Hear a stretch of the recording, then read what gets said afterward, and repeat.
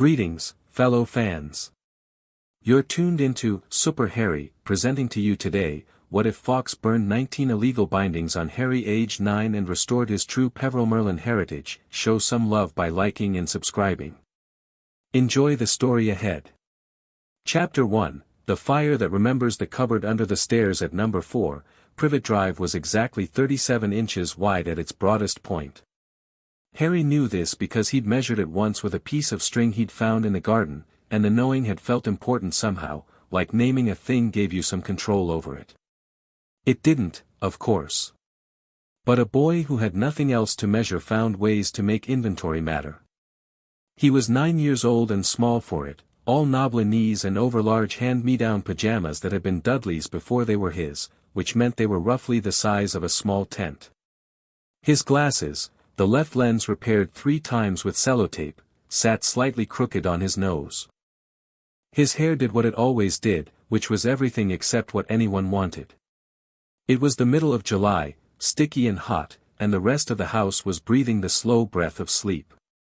Uncle Vernon's snoring moved through the walls like distant thunder. Aunt Petunia had left the television on. She sometimes did that, some program about antiques she watched without really watching, and the low murmur of it had been Harry's only company for hours. He couldn't sleep. He often couldn't, in July. The cupboard held heat the way a fist holds a stone, and he'd learned years ago that lying still and waiting for morning was better than thrashing around and sweating through what little bedding he had. So he lay on his back, one arm behind his head, and stared at the underside of the stairs above him. There was a crack in the third board from the left that looked like a river if you tilted your head.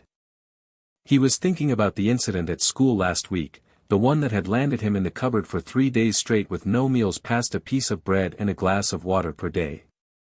He'd been in the art room during lunch, he went there sometimes, because Dudley's gang tended not to, and he'd found a set of watercolors someone had left out.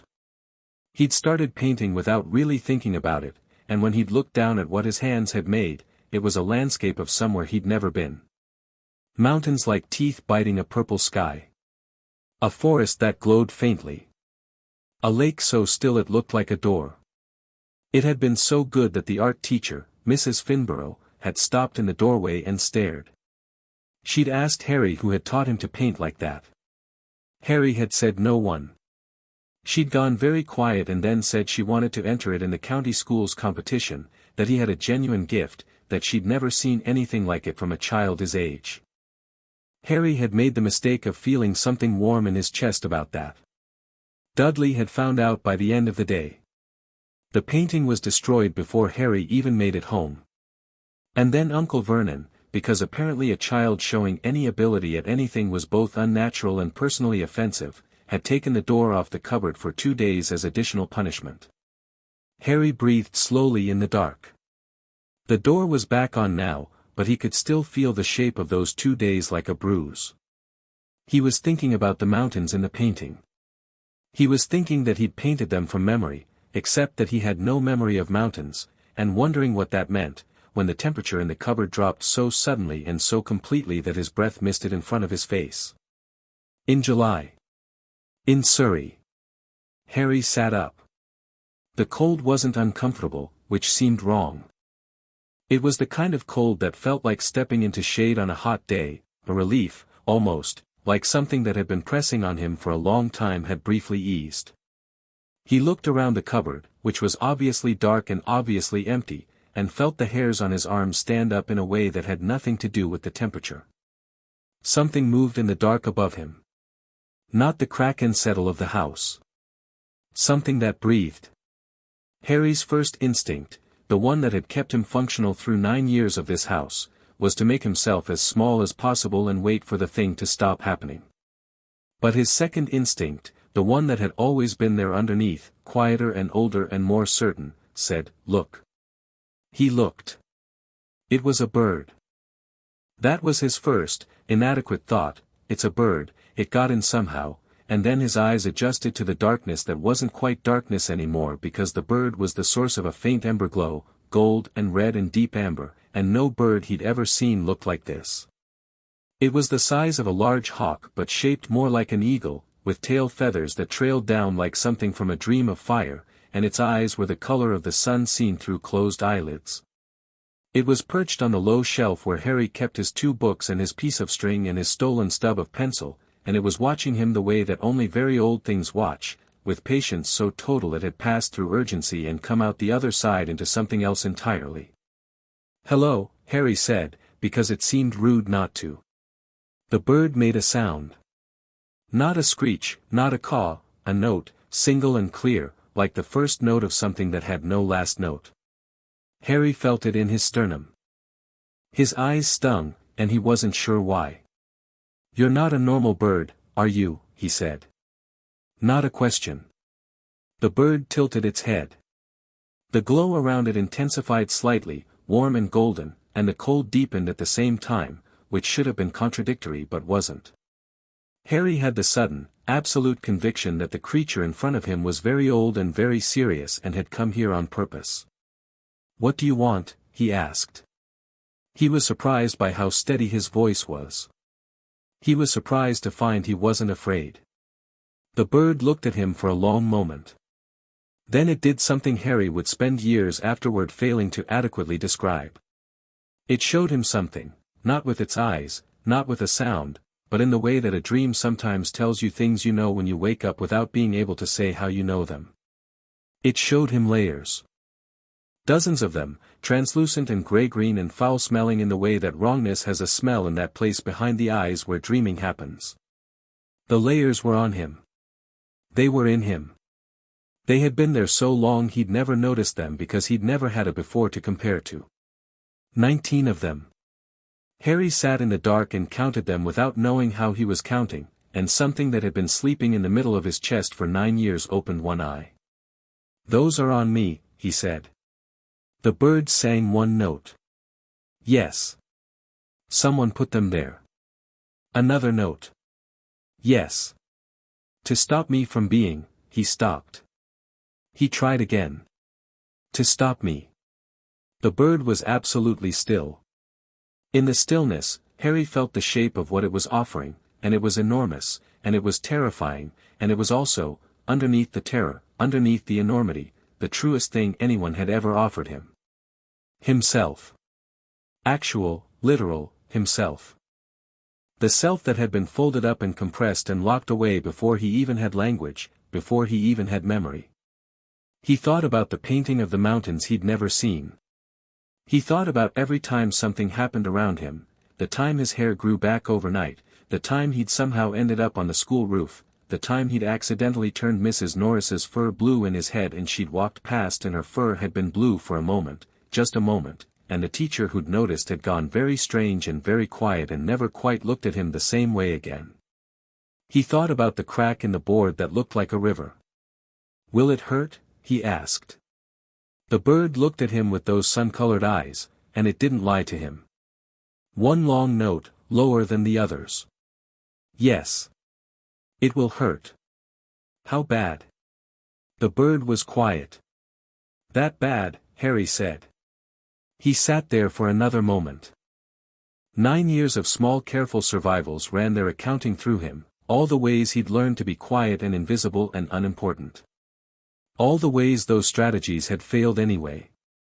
The painting, destroyed. 3 days in the cupboard.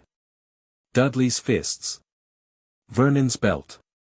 Petunia's eyes moving past him like he was furniture.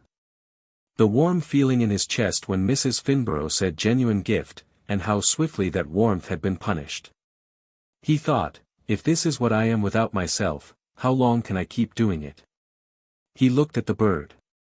"Okay," he said. Fawkes, because that was the bird's name, and Harry knew it the same way he'd known to count the bindings, from that opened eye place in the middle of his chest. Fawkes spread his wings.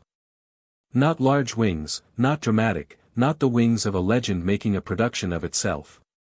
Just a bird, spreading its wings, the way birds do.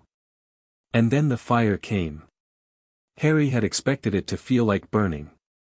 He'd said okay expecting pain and ready to endure it, the same way he endured everything in this house, by going somewhere quiet in his head and waiting. But the fire didn't feel like burning from the outside in. It felt like burning from the inside out, which was entirely different, because what it was burning away was not him, and his body knew the difference. The first binding peeled back and Harry gasped. It was the sound a person makes when they've been holding their breath without knowing it and they finally stop. The second went and something in his vision shifted, like the moment when an eye test gets the right lens and the blurry world snaps into lines. The third and fourth came together and he gripped the edge of his mattress and held on because the room was moving, or he was, spinning slightly in a way that was pure sensation and no danger, the way a very fast fairground ride moves. The fifth binding went and he felt magic. Not the accidental sparks he'd been experiencing his whole life. Not the hair growing back and the roof and Mrs. Norris's fur. Magic. Deep, bedrock magic, the kind that didn't flicker or surprise, the kind that sat in the bones the way blood sits in veins, constant, purposeful, his. It moved through him like a river finding its proper course after years of being dammed, and the sound Harry made was something between a sob and a laugh and belonged entirely to itself. Fawkes sang. The sixth, seventh, eighth bindings came in quick succession and Harry's hands were shaking but he was grinning, which seemed insane given that he was also in considerable pain, except that the pain was the incidental fact and the grinning was the actual news. His scar, the lightning bolt scar on his forehead that he'd had as long as he could remember, flared hot and silver and then cooled to nothing, like a coal going dark, and something cold and foreign and deeply wrong that had been living inside it sighed away like smoke. He had a moment to notice, in the space between the eighth and ninth bindings, that the cold wrongness of the scar had been separate from him. Had never been him. Had been squatting in him like something occupying a house it had no business being in. Was that, he started. Fawkes sang 2 notes. Not now. Later. The ninth binding went and Harry's eyes went white. He didn't lose consciousness. He thought afterward that he should have, that the decent and reasonable thing for a body to do when receiving this much information at once would be to simply turn the lights off for a while. But he didn't.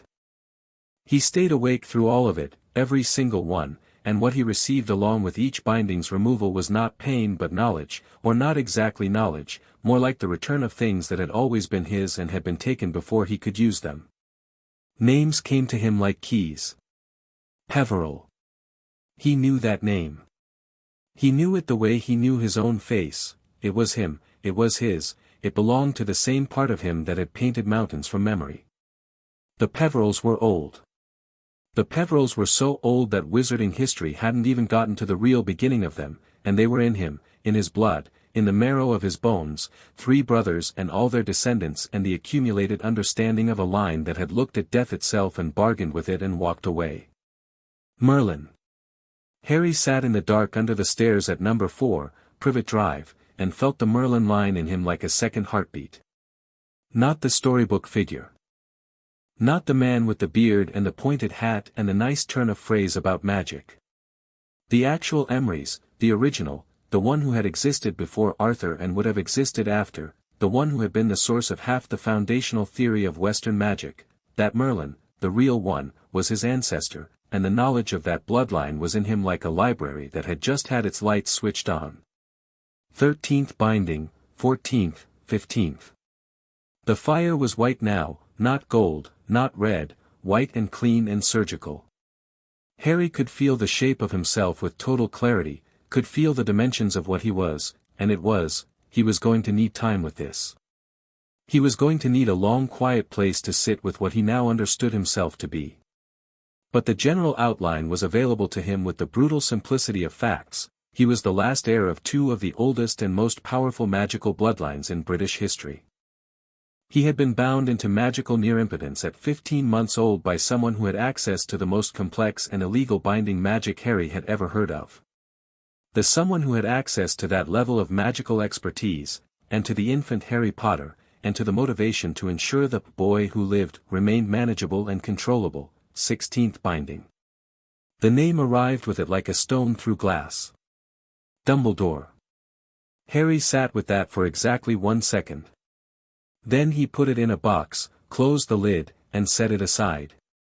Not because it didn't matter, it mattered enormously, it was the most important piece of information he'd received tonight, but because now was not the time, and Harry had spent 9 years understanding that survival required knowing exactly which things to deal with now and which things to carry.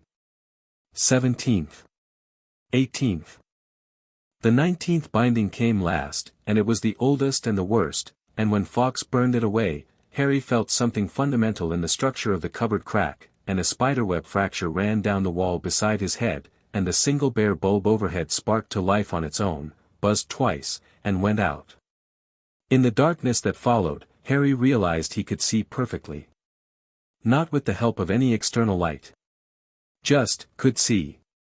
Could see the dust motes in the air and the grain of the wooden door, and Fawkes perched on the shelf with wings folded and head tilted, watching him with those sun-colored eyes. Everything was very quiet. Harry looked at his hands. They looked the same. Still knobbly. Still the hands of an underfed 9-year-old. His glasses were sitting slightly crooked on his nose. His hair was still a disaster. But he lifted one hand and held it palm up in the dark, and without thinking about it, without effort, without any of the accident and surprise that had characterized every bit of magic in his life until now, a small sphere of silver light appeared in his palm. Clean. Steady. His. It lit his face from below. He was grinning again. "Thank you," he told Fawkes.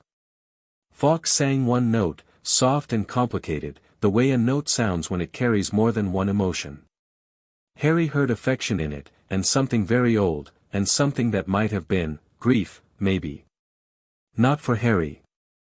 For the fact that this had been necessary. For the 9 years that had preceded tonight.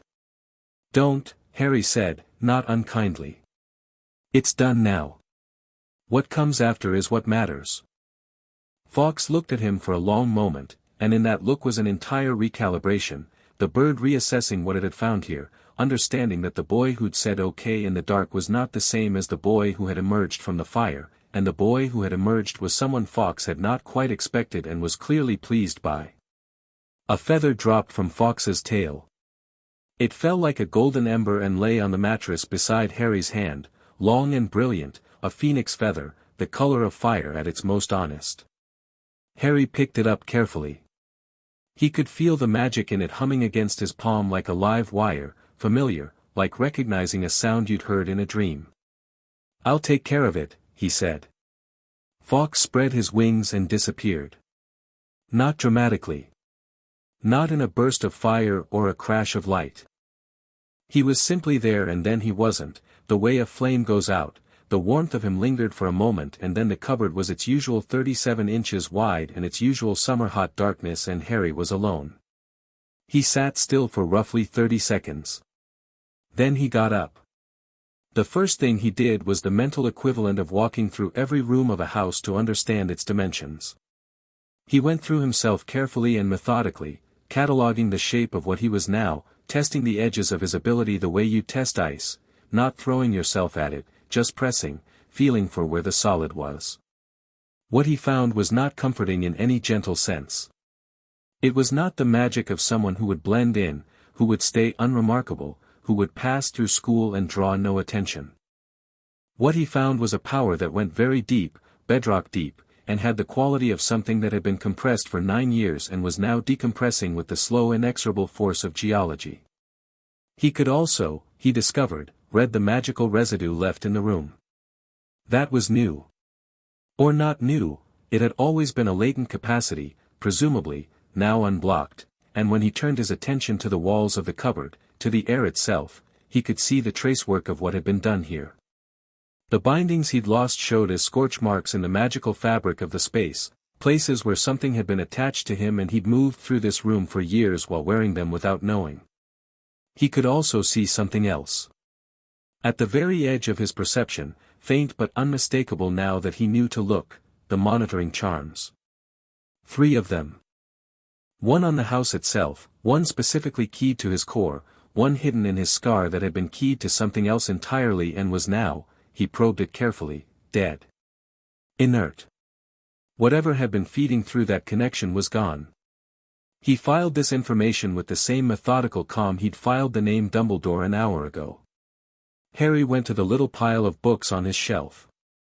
He had two, a battered copy of a natural history book he'd found in a skip, and a library book on Greek mythology that was 2 weeks overdue and that he'd been hiding from Aunt Petunia.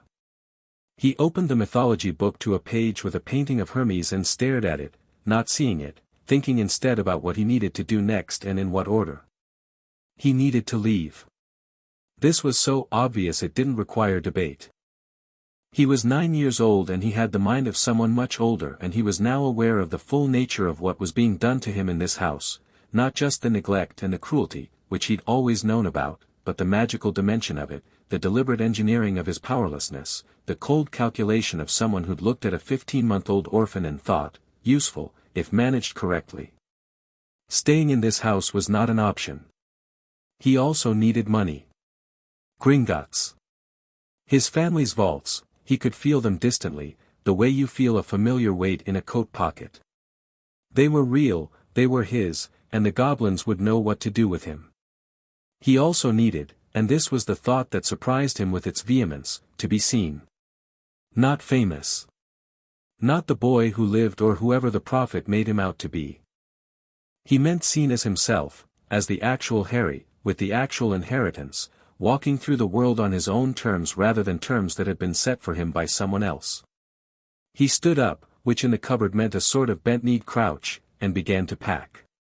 He did it with magic, because he could, because the small fierce joy of doing it was something he was entitled to. His few belongings sorted and folded themselves quietly into the duffel bag he used for school, and the sellotape on his glasses peeled away, the crack in the lens knitting itself closed with a faint silver light. He paused, held his glasses up, turned them in the dark. Perfect lenses. Straight frames. He put them on. The world snapped into focus with the sharp clarity of the corrected, and he found himself looking around the cupboard under the stairs for possibly the last time and feeling absolutely nothing sentimental about it. He went to the door. He put his hand on the latch and felt the lock, a simple thing, a mundane thing, and it opened. He stepped out into the hallway of number 4, Privet Drive, at 3:15 in the morning. The house was dark. Vernon's snoring moved through the ceiling. The television in the sitting room had finally gone quiet. Harry stood in the hallway with his bag over one shoulder and looked around this place that had been his world for 9 years and felt the precise sensation of stepping out of a story he'd been trapped in, not with triumph, not with bitterness, but with the clean simplicity of someone who has done something difficult and is now moving to the next necessary thing. He walked to the kitchen. He was hungry, he was always hungry, and tonight's experience had burned considerable energy, and he ate a quiet efficient meal from what was available, careful and thorough about it. Bread. Cheese. The heel of a ham. An apple. He ate standing up at the counter in the dark and thought about Merlin. Not the legend. The knowledge that was in him now. It was strange and enormous and he kept touching the edges of it like a tongue probing a new tooth. There was magic theory in him that he hadn't studied, hadn't been taught, that simply existed as capacity and understanding, passed down through blood. He could feel it the way you feel fluency in a language you've grown up hearing, not explicit knowledge, not a textbook, but the deep intuitive grammar of it, the sense of what fit and what didn't and why. He could not yet do everything it implied. He was 9, and power was a tool, and tools required practice. But the foundation was there in a way that it emphatically had not been 3 hours ago, and that was the important thing. He finished eating. He rinsed the plate, because leaving a mess felt like the wrong note to end on, like letting them claim he'd been careless or ungrateful, which was a narrative he was no longer interested in providing. He dried his hands on the dish towel and set it back on the rack. Then he went to the kitchen table, found a notepad and a biro, and wrote a note. He thought about it for a moment first. Considered what to say. Considered, briefly, the years of small unkindnesses and large ones, the meals withheld and the birthday uncelebrated and the door taken off the cupboard for 2 days because a teacher had said he was talented. He considered what a person was owed in the way of explanation or confrontation when they had spent years reducing another person to furniture. He wrote, I'm leaving. Don't come looking. You wouldn't like what you found. He considered it. Added, the monitoring charm on the house will still read as occupied for a while. You won't get in trouble. He folded it and left it on the table where Aunt Petunia would find it when she came down for her morning tea, and he walked down the hallway and out the front door of number 4, Privet Drive, and did not look back. The street was empty and the night was cooling and the stars above suburban Surrey were doing their level best to be visible through the light pollution, a handful of them managing it, and Harry stood on the pavement for a moment and breathed. The air tasted different out here. Or possibly he was different, and the air was the same, but the net result was that the night felt like an open hand rather than a closed one. He had the phoenix feather in his bag. He had £7.43 he'd been saving in careful small increments for months. He had the clothes he stood in, which were Dudley's old ones and enormous, and this presented a practical problem. He addressed the practical problem. He'd never done deliberate magic before tonight, only accidents. But accident and intention were the same mechanics with different steering, and when he focused on his clothes with clear intent, the fabric adjusted itself. The sleeves came up. The waist came in. The length accommodated. It wasn't transformation, not exactly. The clothes were still Dudley's old tracksuit bottoms and a faded blue t-shirt with someone else's name on it, but they fit now, which was both an improvement and a quiet declaration of principle. He started walking. The nearest train station was a 20-minute walk from Privet Drive, and Harry walked it in the dark with the particular pleasure of someone who has recently acquired the freedom to make their own choices. The station would have an early service to London. London had the Leaky Cauldron. The Leaky Cauldron had a back entrance to Diagon Alley, and Diagon Alley had Gringotts, and Gringotts had everything else. He had never been to Diagon Alley. He had never, in fact, been anywhere magical deliberately and with knowledge aforethought. But the knowledge that was in him now included maps of a kind, memories of places in his blood, and when he thought about the Leaky Cauldron, he could feel it the way you can sometimes feel the direction of a place you've heard described many times. Due south and slightly other. Accessible through a specific brick wall and a certain quality of intention. He found the station. He sat on a bench in the cool dark of the car park and waited for the first service, and while he waited, he took the phoenix feather out of his bag and held it across both palms and felt the magic in it singing quietly. In him, the Merlin knowledge stirred and turned over like a sleeper shifting in a dream. He thought about the 19 bindings. About who had the expertise and the access and the motive. About monitoring charms keyed to his core. About the elaborate, layered, long-term project of keeping the heir of Peveril Merlin small and confused and frightened and manageable. He thought about Dumbledore, and he thought about it with the still, cold clarity of someone who has moved past anger into something more useful and more durable. He was 9 years old. He had his whole life ahead of him. And Albus Dumbledore, whatever else he might be, was going to find that the boy he'd planned to manage had stopped cooperating. The first train arrived at 5:43. Harry got on it, paid for his ticket in coins, sat by the window, and watched Surrey recede in the grey beginning of morning. Somewhere above the train, in the brightening sky, a phoenix flew south. When Harry arrived at the Leaky Cauldron, it was barely past 7 in the morning and the pub was quiet, only a few early-rising wizards bent over breakfasts and their copies of the Prophet. Harry walked in from Charing Cross Road with the confidence of someone who belongs everywhere they choose to be, which he had decided, somewhere on the train, was the only sensible approach. He'd spotted the entrance easily. The building had a quality to it, a slight shimmer at its edges, like heat haze but purposeful, and he'd pushed open the door without hesitation.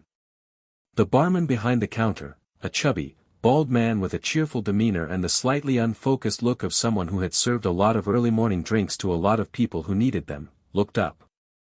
"Morning," he said. "You're a bit young to be on your own, aren't you, son?"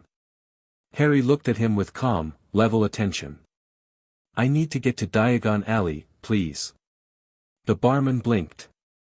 Then something shifted in his face, the slight recalibration of a person who's been addressed by someone smaller than expected but with the bearing of someone considerably larger, and isn't quite sure what category to put them in. Through the back, he said after a moment. Shall I show you the bricks? I know the bricks, Harry said. He didn't, technically, not from memory, but he felt the right sequence in his blood like a muscle memory, and he was sufficiently confident in that to commit to it. Thank you. He went through the back of the pub into the small walled garden and stood in front of the brick wall. He could feel the enchantment in it, could see the pattern of it now. The way magic moved through masonry was one of the things that had apparently been sleeping in his Merlin inheritance, waiting to be useful. He found the correct brick, third from the left, second from the bottom, and touched it once with 2 fingers, and the wall moved. The archway opened and Diagon Alley spread out before him. Harry stood in the opening and looked. He heard it before he saw it properly, a sound like a busy market and a school corridor and something electric, all layered together. Stalls and shop fronts and owls and cats and people in robes and people in muggle clothes and a cauldron shop with cauldrons stacked in precarious towers and a bookshop with titles that rewrote themselves in the window display. And at the far end, enormous and white and absolutely certain of itself, Gringotts. Harry adjusted the strap of his bag and started walking. The early morning Diagon Alley crowd was sparse enough that he moved through it easily, and he caught looks, a few double takes from people who saw his scar and then looked away quickly, embarrassed to have stared, or more likely embarrassed at whatever emotion the staring produced. Harry paid these looks no particular attention. He was looking at everything else, the architecture, the enchantments layered into the street, the small floating lights outside several shops, the quality of the magic that ran through this place like groundwater. He could feel it all now, and it was extraordinary, was what it was, and he allowed himself a genuine moment of that before putting it aside and focusing. He climbed the steps of Gringotts and pushed through the silver more actions request aborted right the next chapter now, the Phoenix Inheritance Chapter 2, Blood, Gold, and Goblin Courtesy. He climbed the steps of Gringotts and pushed through the silver doors into the marble hall, and the first thing he noticed was that it was cold.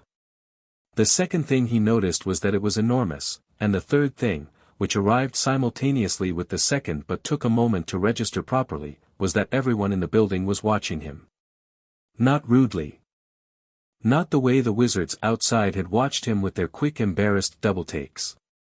The goblins behind their high counters watched Harry Potter walk through their front doors with the focused, evaluative attention of professionals who have just encountered something that requires professional attention. 2 of them exchanged a word in gobbledygook. One, near the far left, set down his quill. Harry walked to the nearest counter. The goblin behind it was ancient in the way that certain rocks are ancient. There was something geological about the set of his face, all compressed layers, and his eyes were amber black and missed nothing. He looked at Harry for a long moment, and Harry looked back, and neither of them performed any particular social anxiety about the looking. I need to speak with whoever handles inheritance matters, Harry said.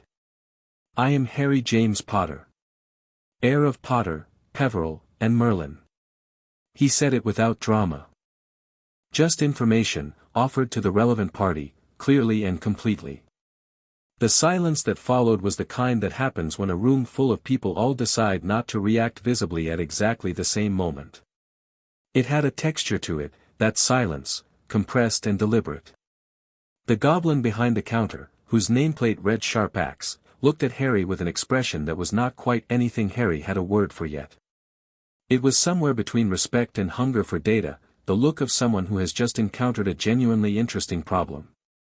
Heir Potter, he said, and the title sat differently when a goblin said it, flatter, more literal, stripped of the reverence and the weight and all the accumulated legend. Just a statement of category. Harry found he preferred it immensely. You will need to speak with Director Ragnarok.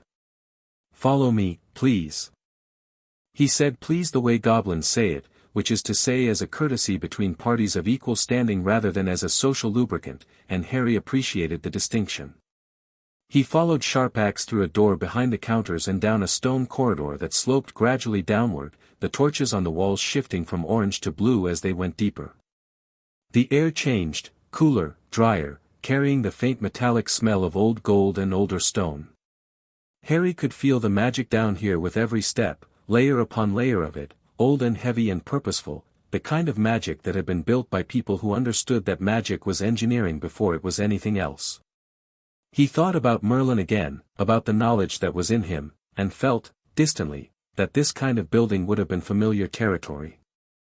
Not comfortable, not home, but familiar the way a library is familiar to someone who has read their whole life. He knew what the runes on the walls did. He knew why the corridor sloped at precisely this angle. He filed this away and kept walking. Ragnar's office was behind a door made of something that looked like iron but wasn't, and the director of Gringotts was not what Harry had expected, which meant he hadn't spent enough time thinking about what he expected. Ragnar was old, much older than Sharpax, old in a way that had stopped being visible on the surface and retreated entirely inward, and what was left was a compact, severe figure in dark robes with hands like knotted oak roots and eyes like something that had been cutting through things for centuries and had gotten very good at it. He looked at Harry the moment Harry walked through the door, and the quality of that look was different from Sharpax. Ragnar was not assessing a problem. Ragnar was assessing a person. "Sit," he said. Harry sat. He set his bag on the floor beside the chair and folded his hands in his lap and waited, which he was very good at. "You came alone," Ragnar said. It was not a question. "Yes." "You are 9 years old." "Yes." "And you are claiming the Peveril and Merlin inheritances." A pause, precise as a blade. "In addition to the Potter line." "Yes." Ragnar looked at him steadily. "These are very large claims, Herr Potter." "They're accurate ones," Harry said. "I know you have verification processes. I'd like to use them." Something shifted in Ragnar's face, too small and too fast for Harry to fully catalogue, but it was there. "The inheritance right requires blood," he said. "It is not without discomfort. I had a phoenix burn 19 illegal bindings off me a few hours ago," Harry said pleasantly. "I have a reasonably high threshold for discomfort right now." Ragnar was quiet for a moment. Then he picked up the small bell on his desk and rang it once, and the sound it made was not a bell's sound but something lower and more resonant, and within 30 seconds, the door opened behind Harry and a younger goblin entered with a tray carrying a shallow stone bowl, a small obsidian knife, and a vial of something silver gold that moved with the quality of intention. "The blood inheritance right," Ragnar said, "will confirm your lineage and display, in our ledgers, all accounts and holdings belonging to your verified bloodlines. It will also confirm any irregularities." He said this last word with a careful flatness that told Harry the goblins already had some idea of what those irregularities might be, and were interested to see them confirmed. "Good," Harry said. The younger goblin set the tray on Ragnar's desk and stepped back. Harry looked at the knife, picked it up without being prompted, and cut a clean line across his left palm. It hurt in a clear and functional way, nothing like the binding removal, just pain, simple and honest, and he held his hand over the bowl and let the blood fall. What happened next was one of those moments that lodges itself permanently in memory, vivid in every detail, because it was simply that extraordinary. His blood hit the stone bowl and lit up. Not metaphorically. Not gently. It lit up like something igniting, gold and silver and a deep arterial red, all three colors spiraling up from the bowl in a column that was nearly 2 feet tall before it resolved into writing on the air, elegant, archaic script that wrote itself in loops and flourishes and then steadied into something legible. Ragnar read it. Harry, who could read the script despite never having been taught it, another gift from the unlocked blood knowledge, read it at the same time. Harry James Potter. True name, Hadrian Ignotus Peveril Merlin Potter. Last heir of the ancient and noble house of Potter. Last heir of the ancient and most noble house of Peveril. Last heir of the ancient and primordial line of Emrys Merlin. Heir to the Deathly Hallows in their entirety. Magical core, unbound as of this night. Classification, Archmagus, latent, developing. Blood status, pure, 17 generations unbroken, both primary lines.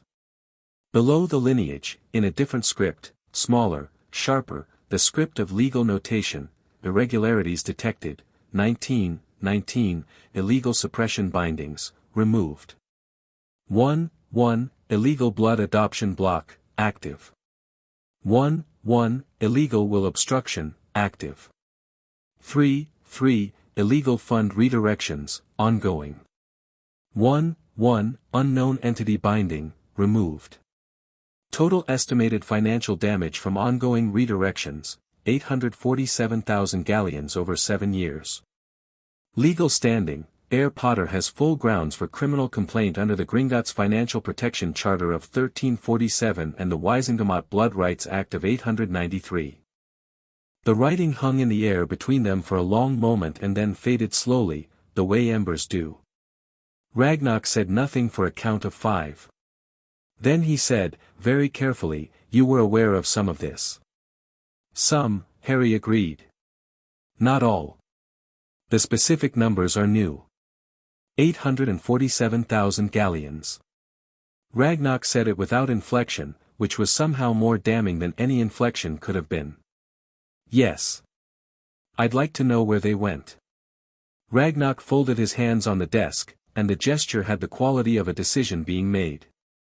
"Under the Gringotts Financial Protection Charter," he said, "we are required, legally required, to pursue the recovery of those funds on your behalf. We are also empowered to freeze the recipient accounts during investigation." "Whose accounts would those be?" Ragnock looked at him steadily. "That information will become available to you as the rightful account holder once you have formally claimed your vaults and signed the relevant documentation.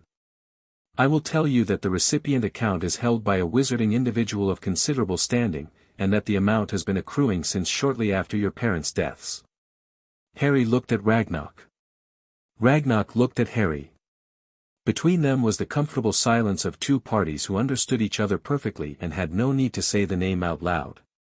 "Then let's get the documentation sorted," Harry said. They spent the next hour and a half doing exactly that. What emerged from the paperwork was this: Harry, Hadrian, legally, though he'd been Harry long enough that the name had become him, was the holder of 3 primary vaults, 1 Potter family vault containing liquid assets and a selection of family heirlooms, 1 Peveril vault that had been sealed and untouched for several hundred years and was consequently extremely full, and 1 vault that Gringotts listed simply as the Emery's Trust that had been established by Merlin himself in the 12th century with very specific instructions about when it could be accessed and by whom, and the when was now and the whom was Harry. The goblins brought him through all 3. The Potter vault was the most ordinary, which was not a word that quite fit, because it contained gold in quantities that made Harry's breath do something funny, and a selection of objects in a glass case that the Peveril knowledge in his blood catalogued immediately: a cloak, folded, that shimmered even in the vault's torchlight, a wand he recognized immediately as the Elder Wand, which should not have been here and yet was, resting on a velvet cushion with the quality of something waiting. A golden grey stone, smooth and round, that he felt in his palm rather than saw. The Deathly Hallows. All 3, together, in a vault that had apparently had them since the last Peveril had put them there and the bank had sealed it and nobody had thought to look. He picked up the cloak first. He'd painted it, he realized, not the cloak itself, but the quality of the magic in it, in that watercolor landscape he'd made in the art room, and Mrs. Finborough had said she'd never seen anything like it, and she'd been right, just not in the way she meant. The cloak settled around his shoulders and disappeared. He looked down and saw nothing where his body should be, and felt the magic of it, total, absolute, the invisibility of something genuinely hidden rather than something merely concealed, and nodded. The Elder Wand he picked up carefully, and it knew him. There was no other word for it. The wand recognized the blood that was claiming it, the Peveril line and the Merlin line both, and it made a sound like no wand sound Harry had ever accidentally produced, a note so low it was felt more than heard, resonant and final.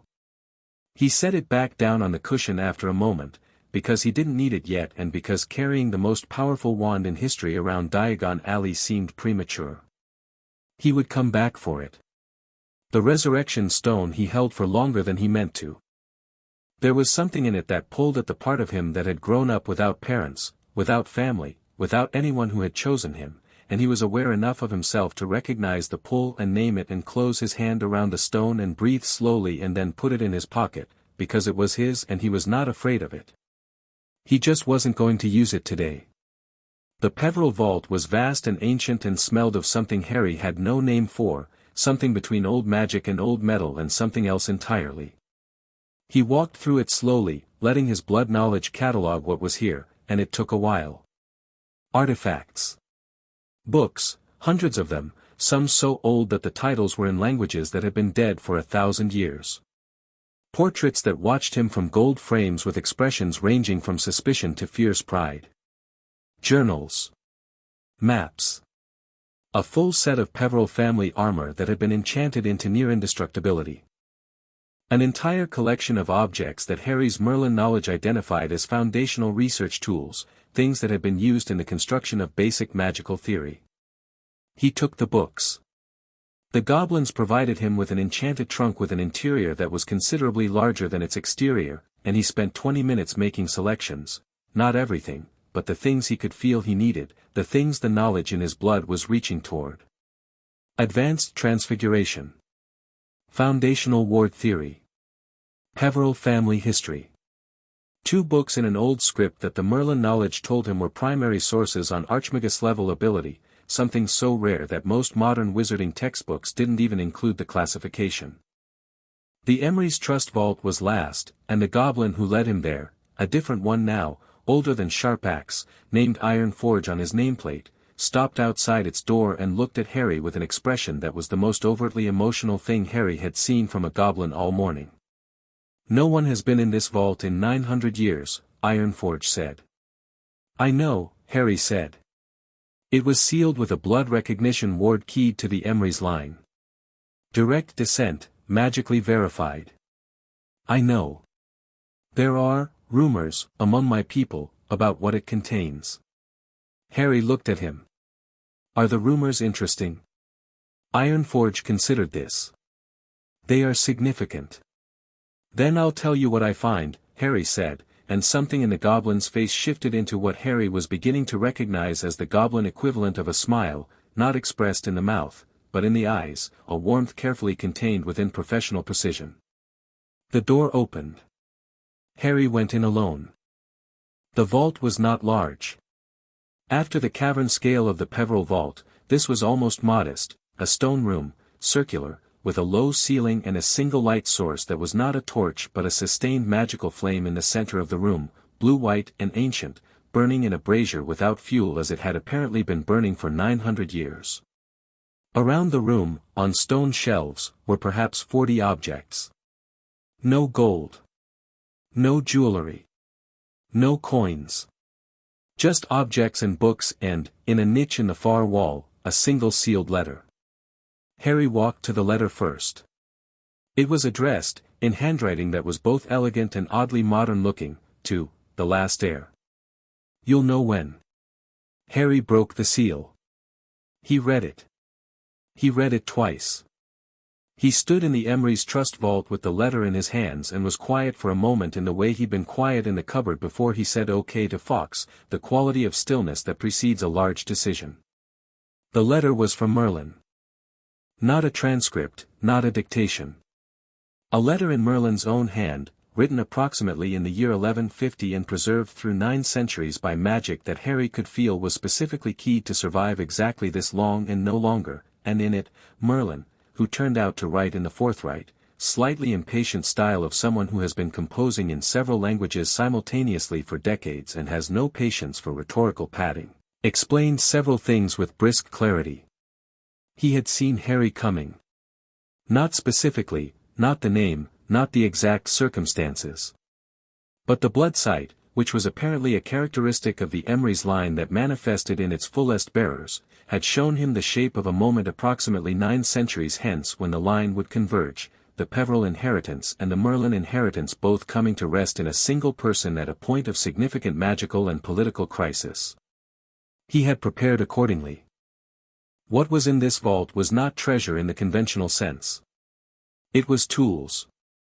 Specifically, it was the foundational toolkit for what Merlin described, in his impatient way, as the work, the project of ensuring that magic in Britain remained what it was supposed to be, which was wild and complex and ungovernable and available to those born to it, rather than what certain parties in every century seemed determined to make it, which was owned and managed and restricted and political.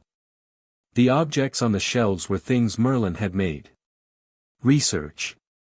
Inventions. A lexicon of magical theory that was not published anywhere in the wizarding world because Merlin had kept it private, and which covered magical capabilities that had been categorized as theoretical or mythological by the modern understanding but were, in fact, simply advanced. Legilimency and occlumency at levels the modern Hogwarts curriculum didn't approach. Ward crafting.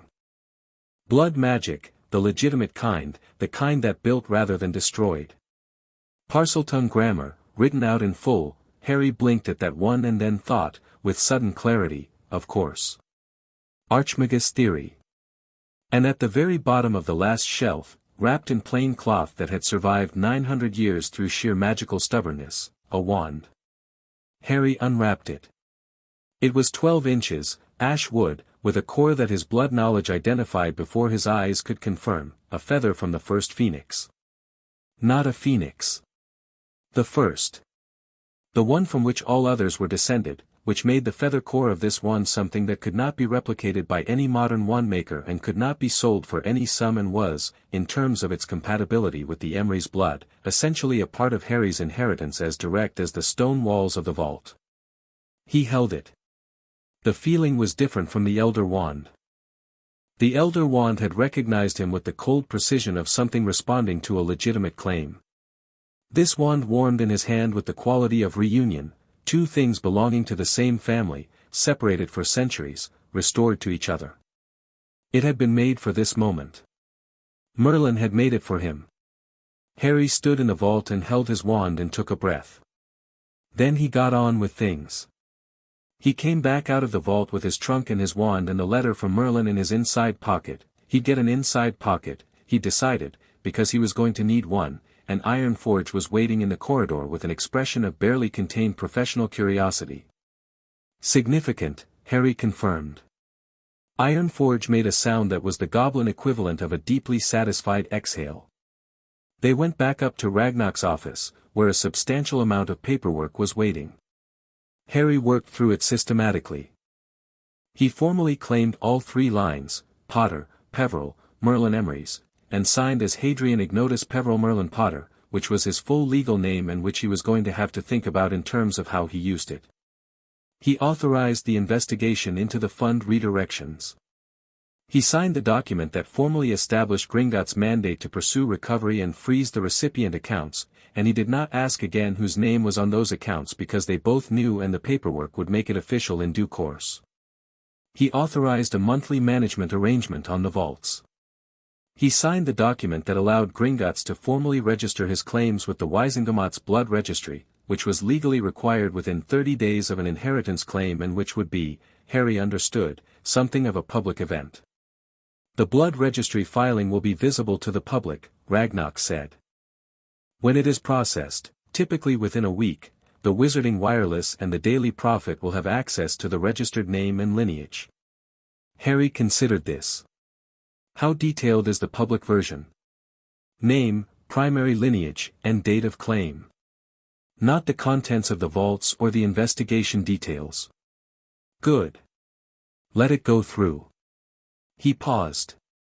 The name that's filed, can I specify which name I use day to day while keeping the full legal name on the registry? That is standard practice. You may use any variation of your registered names. Then I'll be Harry Potter in daily use. Hadrian Peveril Merlin Potter for legal and formal contexts. He thought about it for another second.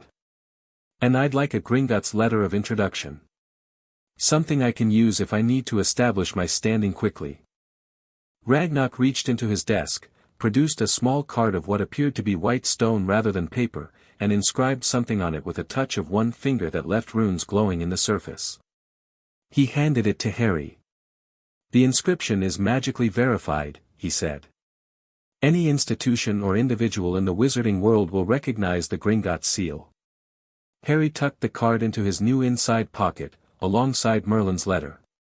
He had acquired an inside pocket through the application of deliberate transfiguration in the corridor while waiting for the third vault to be unlocked, working from the Peveril knowledge base, and it had taken him 7 minutes and come out clean.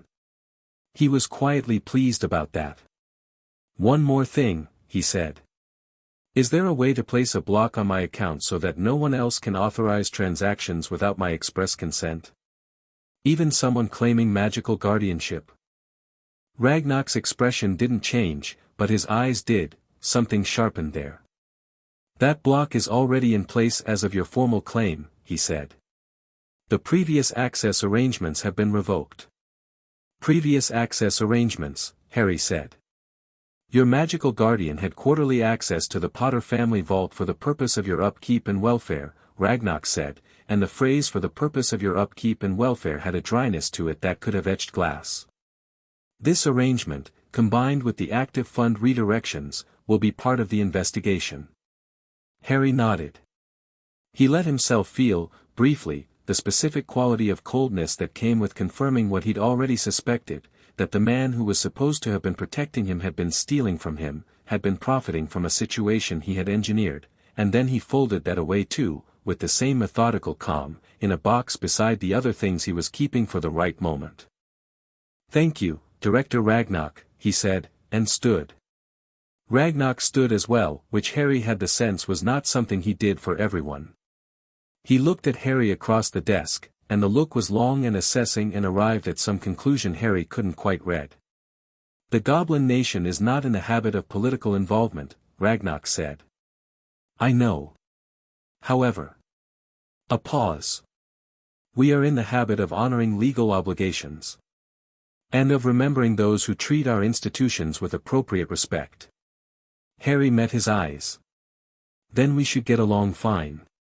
He walked out of Gringotts into the full morning brightness of Diagon Alley carrying his trunk, his wand, and the full weight of who he was, and stood at the top of the white marble steps while the sun came up over the rooftops and the alley began to fill with the day's traffic, and he felt, for the first time in his memory, genuinely, uncomplicated well. Not happy exactly, though there was happiness in it. Not triumphant, though the morning had gone remarkably. It was more specific than either of those things.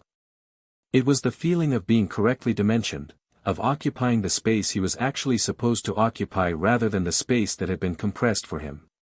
He went down the steps, and the alley opened around him, and he had a wand in his pocket and a phoenix feather in his trunk and a letter from Merlin in his chest and 900 years of accumulated family knowledge in his blood, and he was 9 years old and free, and the day was full of things to do. He found a wizarding outfitter 2 shops down from Flourish and Blots and walked in. The witch behind the counter was young and distracted, flipping through a catalogue, and she looked up with the automatic pleasantness of retail and then clocked his scar and went still in that particular way. "I need clothes," Harry said. "Practical ones. And robes, school quality and something better than school quality. I have a full day of errands." She recovered herself. "Of course. We'll need to take measurements, yes." He stepped up onto the measuring platform without being asked. The magical tape measure leaped to life on its own. "I'd prefer dark colors where there's a choice. And can you put inside pockets in everything? I'll need at least 2. The witch, her name was Cecily, he gathered from the nameplate on the counter, blinked at the inside pocket request and then wrote it down with the slightly automatish efficiency of someone handling an unusual client and focusing on the task rather than the context.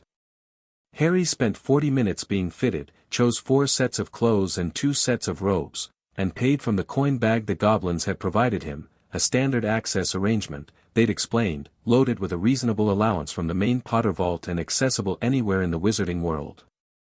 He changed in the fitting room, leaving the enormous Dudley hand-me-downs in a folded pile on the bench with a small pang of something that was not sentimentality but was perhaps acknowledgement. Those clothes had been his world for a long time, and now they weren't.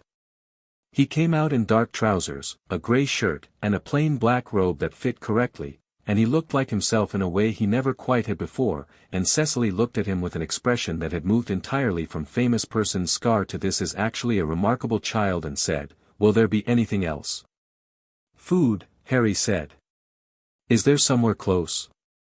She sent him to a bakery 3 doors down, where he ate 2 pastries and a bowl of something hot and savory standing at the counter, because sitting felt like wasting time when there was still so much to do. He was on his 2nd pastry when the bell above the door jangled and someone else came in. The boy was round-faced and slightly flushed from the morning warmth, with the look of someone who had been brought shopping against his natural inclination and was enduring it with the slightly braced expression of a person expecting further unpleasantness. He was carrying a potted plant under one arm, a small thing with silver-green leaves that kept trying to reach for his ear, and he had a list in his other hand that he was reading with the focused attention of someone who is using a task to avoid having to engage with surroundings.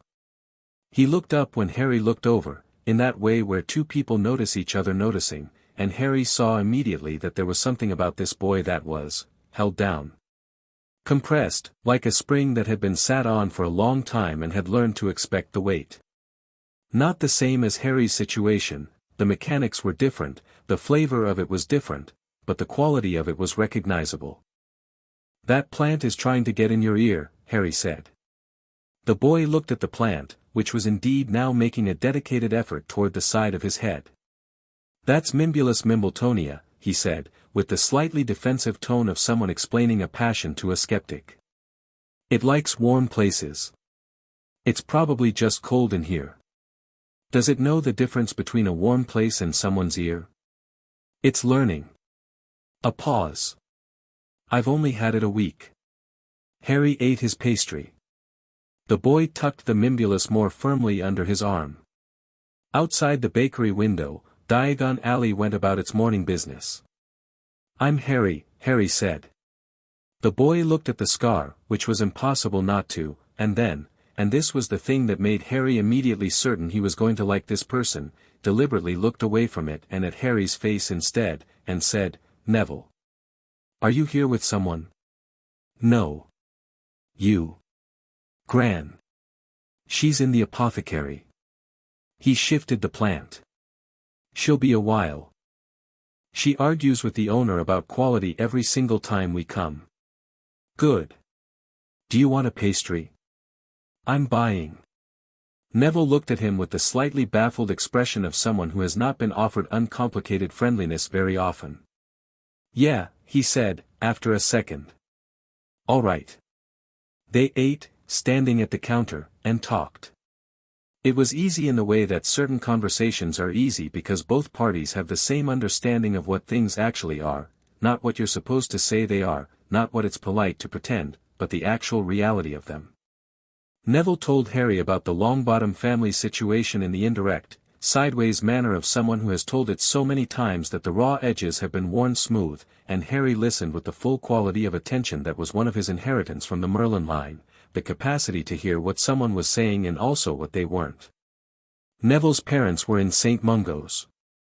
He lived with his grandmother, who loved him and was also relentlessly disappointed by him, which was its own specific kind of difficulty. He'd been told he was barely magical. He'd spent his life believing it. "You're not, though," Harry said. Neville blinked. "Not what?" "Barely magical." "You're not. How would you came into a room and the plant in your arms reached for you," Harry said. "Plants do that when they feel something significant. And you explained its behavior without embarrassment, which means you understand it, which means you have an instinctive connection to herbology magic that most people couldn't develop with years of formal study." He finished the last of his pastry. "You've been told you're not good at magic. That's different from not being good at it." Neville stared at him. Harry looked at him steadily. He wasn't performing insight for effect, he was simply saying the true thing, which seemed to him the obviously correct approach. "How do you know about plants doing that?" Neville asked. "I read a lot," Harry said, which was not entirely accurate. He read some, and knew the rest through the blood knowledge, but was close enough to serviceable. "Will you be at Hogwarts in 2 years?" "Yeah. Then we'll see each other there." He picked up his trunk's handle and shouldered his bag. "Tell your gran she's right about the apothecary. Slug and Jigger's quality has dropped significantly in the last 3 years. There was an article in," he stopped, because there hadn't been an article, the knowledge was just there, from the Merlin inheritance. "She's right," he said simply. Neville was still staring at him with an expression that had moved through bafflement and was approaching something that looked like cautious, startled warmth. "Right," he said. Yeah. "Take care of the plant," Harry said. "And yourself. They're both worth taking care of."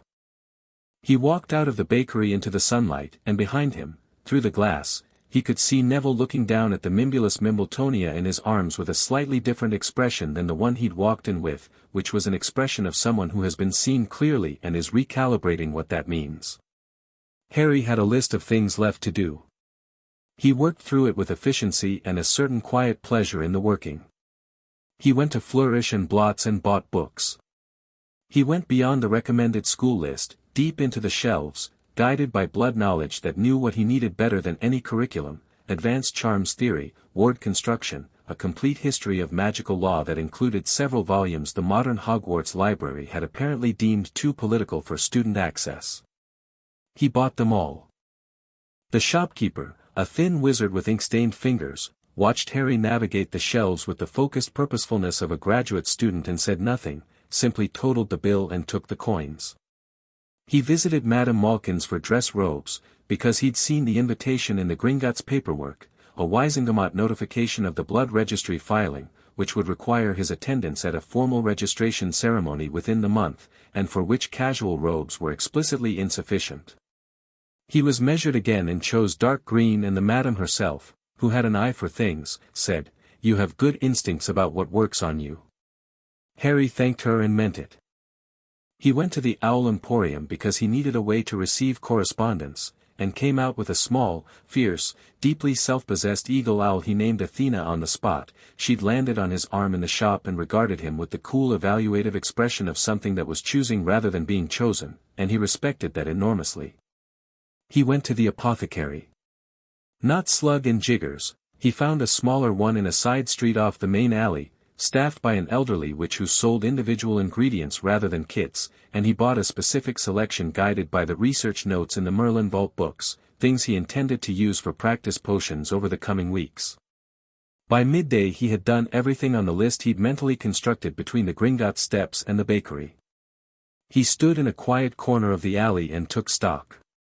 He had a trunk full of books and supplies and artifacts. He had a wand that fit him like a key in a lock. He had a legitimate Gringotts-managed financial situation and a formal legal claim to two of the oldest names in Wizarding Britain.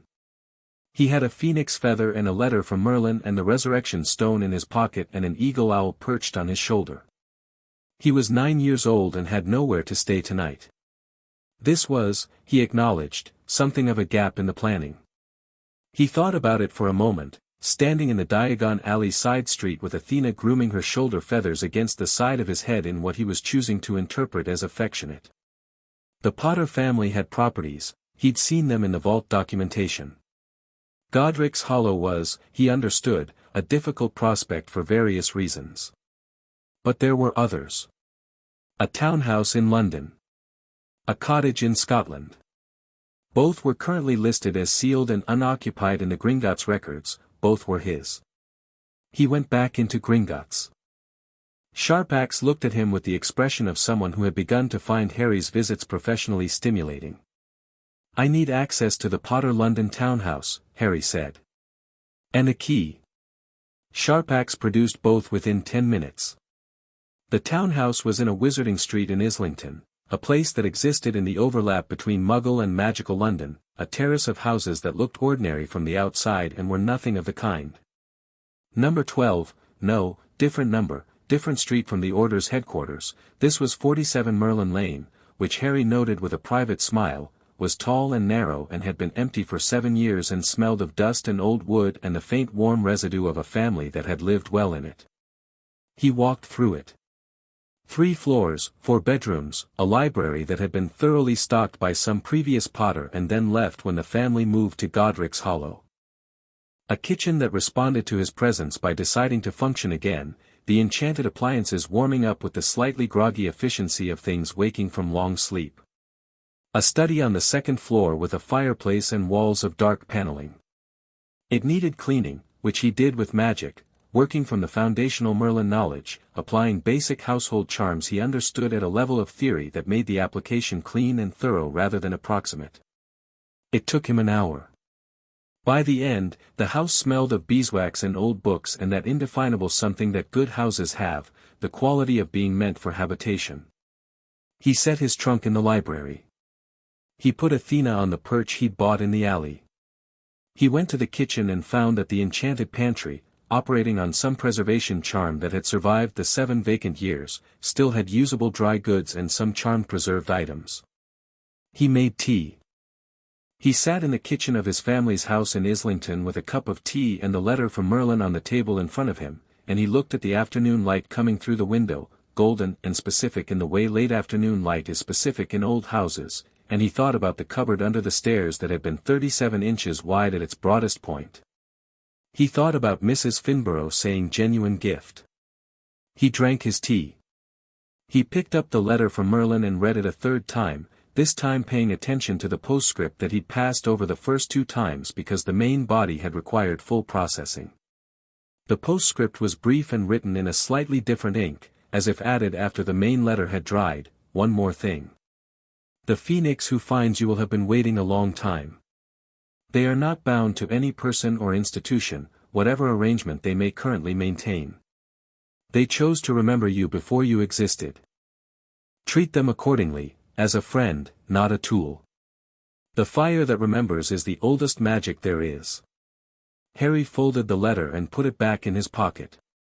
Thank you, he said to the empty kitchen, which was also addressed to Fawkes, wherever Fawkes currently was, and to the 900-year-old man who had sat in a stone vault and written a letter to a great however many times grandson he'd seen in a vision and cared enough to prepare for.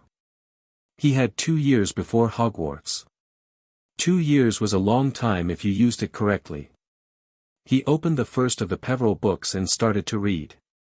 Chapter 3, Diagon Alley doesn't know what hit it. 2 years passed the way years do when you're filling them with purpose, quickly and slowly at the same time, fast in retrospect and dense in the living of them. Harry spent the first month simply reading. He read with the focused hunger of someone who had been starved of exactly this, not books in general. He'd always found books at school and in skips and in the library on the rare occasions he'd been allowed to go, but books that fed the right part of him, books that answered questions he hadn't had the vocabulary to ask before Fawkes came. The Peveril Library was extraordinary. The Merlin texts were extraordinary in a different way, denser, more technical, written by someone who had clearly assumed a reader of significant baseline ability, which was simultaneously challenging and deeply respectful. He worked through ward theory first, because the townhouse needed proper protections and because starting with the practical application of theoretical knowledge was simply the correct approach. The foundational wards took him 3 weeks to understand and 2 days to implement, and when they settled into the house's structure with a clean, resonant hum, he sat in the middle of the sitting room floor and felt them like an extension of himself and thought, yes, that's right. Magic was not difficult, he discovered. This was not arrogance. He'd already understood that the reason it hadn't been difficult in accidents was that his natural capacity was enormous, and now understood that the reason it wasn't difficult in practice was that the Merlin blood knowledge gave him the grammar of it. Magic had a grammar. It had structure and logic and internal consistency, and once you understood how the logic worked, application was just vocabulary. You could always learn more vocabulary. He wrote to Neville twice. The first letter was brief, a book recommendation, a question about the Mimbulus Mimbletonia's progress. The second was longer.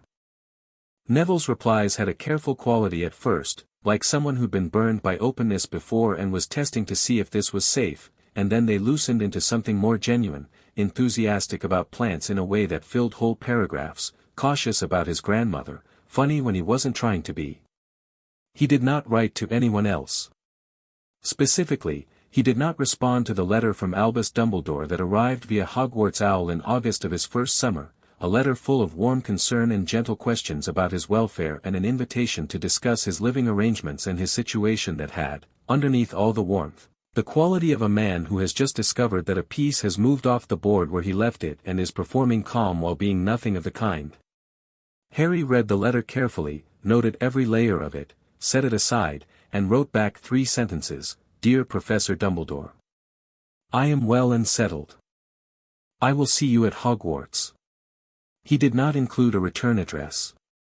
The blood registry filing went through in the second week of August, and the Prophet ran it on page 3, Ere Potter claims ancient lines, with a brief article that was factually accurate about the names and the date of claim and almost entirely wrong about everything it speculated in the spaces between the facts. He read it at his kitchen table eating eggs, made 2 small corrections in his head, and turned the page. The Wisingamot formal registration ceremony happened at the end of August, in a room in the ministry that smelled of old stone and older politics. Harry arrived in his dark green dress robes with Athena perched on his forearm because she had flatly refused to be left behind, and he'd decided he didn't particularly care about the ministry's owl policy, and he was formally registered as Hadrian Ignotus Peveril Merlin Potter, heir to 3 ancient lines, and the assembled ministry officials managed themselves with varying degrees of success.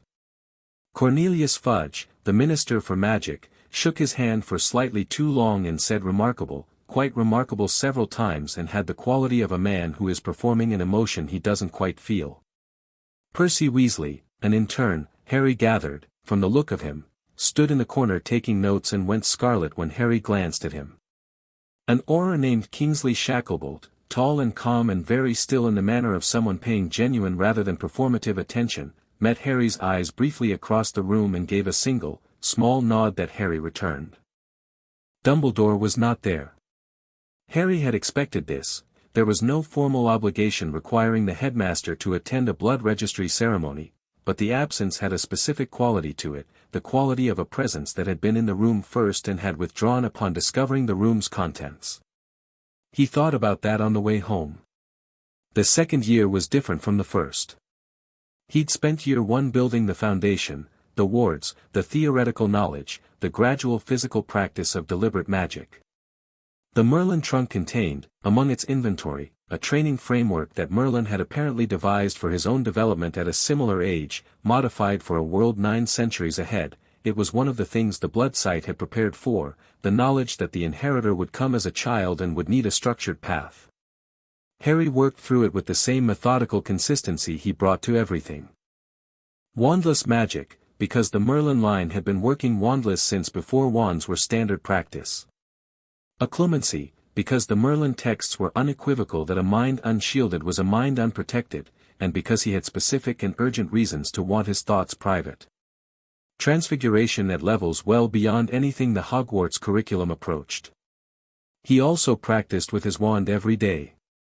The Ashan Phoenix Feather Wand responded to him with a sensitivity that made every spell feel like a conversation rather than a command. It didn't amplify his power exactly, it refined it, gave it precision and elegance, and what came out of it was magic that looked different from standard spellwork, cleaner and more complex. The way a master craftsman's work looks different from an apprentice's even when they're making the same object. He sparred with the practice dummies in the basement of the townhouse, which he'd set up using instructions from a Peveril journal. He ran every morning in the small walled garden, because physical capacity and magical capacity were not, the Merlin texts were clear, separable. He cooked his own meals and cleaned his own house and managed his own accounts through Gringotts, and the independence of it, the sheer, uncomplicated independence, was something he was never quite not grateful for. He turned 10. He turned 11.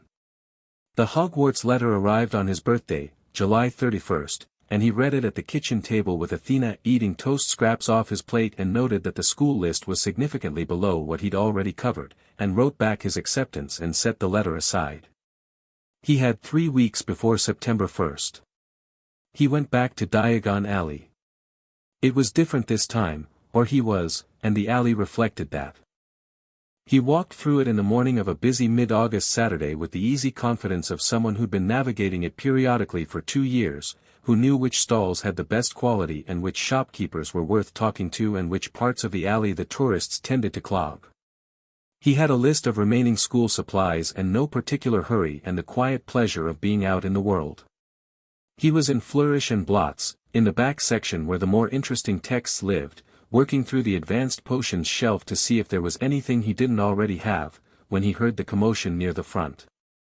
Not dramatic, just a raised voice, specifically the voice of someone accustomed to being heard and currently being denied that experience. Harry looked around the shelf. The boy was perhaps his age, maybe a year older, blond and pale and dressed in robes that had been chosen to communicate quality as loudly as possible, the wizarding equivalent of wearing the brand name on the outside. He was standing with his arms crossed and his chin up in the particular posture of someone whose confidence is entirely architectural, built from the outside in, and he was speaking to another boy, darker-haired, heavier, with the look of someone who had been recruited rather than befriended, about something in the Quidditch section that the other boy had apparently not been sufficiently impressed by. There was a man with him, too. The father, it was obviously the father, who had the same blonde coloring and the same architectural confidence and the look of someone who had arranged the world to his satisfaction and was not accustomed to the arrangement being questioned. Harry went back to the potions shelf and selected the one useful title and tucked it under his arm. He was paying at the counter when the blonde boy came up beside him, apparently done with the Quidditch section, and set 3 books down with the manner of someone who didn't look at price tags. Harry glanced at the titles. 2 of them were standard school list. One was a dark arts text that shouldn't have been on a public shelf in a reputable bookshop, one of those titles that existed in a gray area and flourish and blots apparently stocked in the back on the understanding that discerning customers would find it. Harry had considered it and put it back an hour ago. Good choice on the Quidditch books, Harry said, because the bottom one was Wilkes's Advanced Seeker Strategy and was actually worth reading. The Dark Arts one is useful, but the author has a significant error in Chapter 7 that will seriously mislead your practice if you're not already advanced enough to spot it. The blonde boy turned and looked at him. The look had several layers. The first was the automatic assessment of class and standing, which in Wizarding Society was largely performed through a rapid inventory of clothing and bearing, and Harry's bearing was doing something the assessment couldn't quite categorize. The second layer was the scar recognition, which moved through the blonde boy's expression quickly and interestingly, not the celebrity gawp he got from most, but something sharper, something that had been prepared, like a file being retrieved. "Potter," the boy said. "Hello," Harry said. He wasn't performing friendliness or hostility. Just said hello. Draco Malfoy. The name was offered with the precision of someone deploying a significant piece. "I know," Harry said, pleasantly. He'd read enough wizarding history and society pages to have a working knowledge of the major families, and the Malfoy coloring was distinctive. The error in Chapter 7, he added, because he found he was genuinely more interested in the information problem than the social positioning game, is in the theory of intent transfer for dark compulsion charms. Kelvic assumes the target's magical resistance is constant, but it isn't, it varies with emotional state. Applying his theory without accounting for that will either underpower the working or blow it back. Draco blinked. He had not expected this conversation. "How do you know that?" he asked, and the sharp interest underneath the practiced smoothness was unmistakable. This was a boy who was genuinely clever and had been trained to use it as a tool but occasionally forgot to perform the calculation and just reacted. "I read the primary sources," Harry said. The shopkeeper tallied his books and he paid and collected his stack. The author's own notes, published separately in a limited edition in 1943, acknowledged the flaw.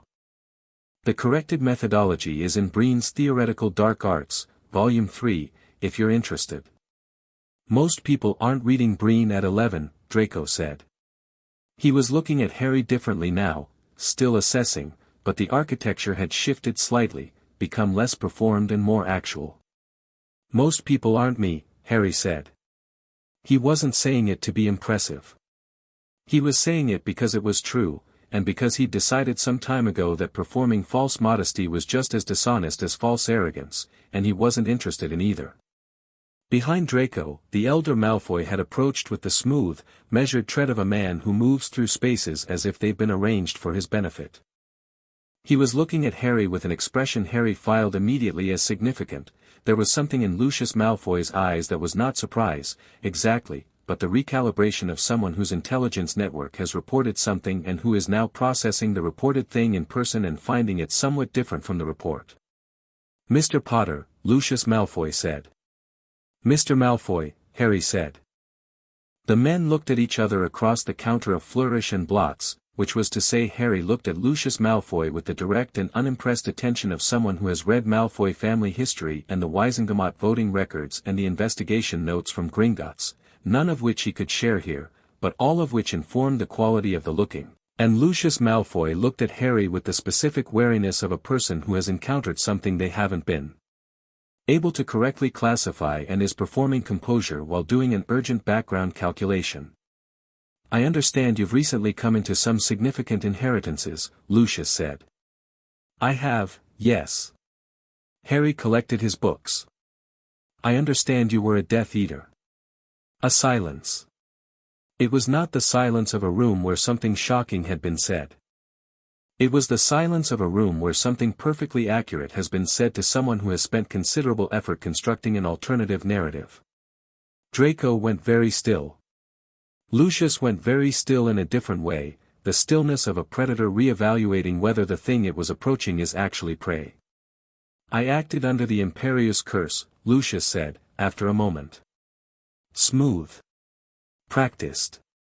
The sentence had been said before. "Yes," Harry said. "That's what the records say." He met Lucius Malfoy's eyes and held them, and what he put in his own gaze was not aggression and not threat but something more specific, clear-eyed acknowledgement. "I know what you are. You know I know. We both understand what this conversation is. I hope Draco's first year at Hogwarts goes well," he added, which was addressed at Draco rather than Lucius, and he said it with genuine enough intention that Draco, despite himself, showed the smallest flicker of not knowing what to do with sincerity. Harry picked up his books and walked out. The morning air hit him as he stepped onto the alley. He walked for half a minute and then permitted himself a private observation about the encounter.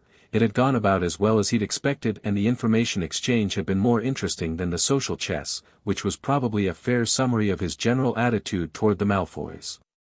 Draco was not his father. The blonde boy in the bookshop had the sharpness and the conditioning of his family and would almost certainly spend years being exactly what that family had made him, but he was also, underneath all of it, actually clever and occasionally genuine, and Harry wasn't going to write him off on the basis of his father's choices before the boy had made his own. He went to the apothecary in the side street and collected the specific ingredients on his list, had a conversation with the elderly witch, Mira, he'd learned her name over 2 years of semi-regular visits, about the effects of moon phase on Sapophoris bean potency that became 20 minutes longer than intended because they both found it genuinely interesting. He was heading back toward the main street when he became aware that someone was following him. Not aggressively. Not with malice, he could sense that much from the magical signature, which was young and somewhat anxious. He turned around. The girl was his height, with large front teeth and rather a lot of brown hair and the expression of someone who has made a decision and is committed to it but is running on willpower rather than comfort. She had a copy of Hogwarts, a history in one hand and a school list in the other and was looking at him with the specific focused intensity of someone who has been working up to a conversation. "You're Harry Potter," she said. "Yes. I've been reading about you," she said. "In magical history. The Peveril line, and the Merlin inheritance. There's almost no information about the Emrys Merlin lineage in modern texts, did you know that? I've been trying to find primary sources and there's barely anything. The Ministry Archive has 3 documents and they're all secondary references, so I wanted to. I'm Hermione Granger, I'm Muggle-born and I'm starting Hogwarts in September and she stopped. Took a breath. "Sorry. I do that." "It's fine," Harry said. "You're right about the primary sources. The scarcity is deliberate. There was a systematic archive reduction in the late 18th century, probably politically motivated." Hermione stared at him. "How do you know that?" "Family records," Harry said. Which was true. Do you have access to primary sources? Actual Merlin line documents?" Harry considered her. She was bright in the way that certain people are bright, not just intelligent, which she clearly was, but hungry, the way someone is hungry when they've found something that matters and are pursuing it with everything they have. She'd found magic and was throwing herself at the understanding of it with a thoroughness that was, in his considered opinion, entirely correct. She was also, he noted, not performing or adjusting herself for his benefit. The speech had tumbled out the way things come out when they're real, and the embarrassment about the tumbling was the embarrassment of someone who values accuracy and knows they prioritized enthusiasm over precision. He liked that. Some of them, yes, he said. I can't share them all, they're family documents, but there are published works that reference the actual sources. Do you want a reading list? Hermione's expression did something that was probably the closest she ever got to a simple, uncomplicated beam. Yes, please, she said. Very much. He found a piece of parchment in his bag. He'd been carrying parchment for 2 years out of habit, and wrote a list of 8 titles. She read it over his shoulder as he wrote, which he didn't mind, and when he handed it over she was already forming questions. The Emery Succession is out of print, she said. I checked. Flourish and Blots has 1 copy in the restricted back section. Tell them Harry Potter sent you. He paused. They'll produce it. She looked up at him. Does that work? The Gringotts letter of introduction helps, he said, and handed her the small stone card. It'll open most doors in the wizarding world. Bring it back when you're done, just owl it to Merlin Lane. The owl will find it.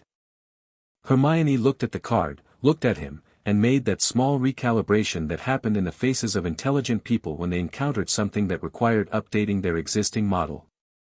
Are you always like this? She said. Just, giving things to people you've just met. It's a book recommendation and a library card, Harry said.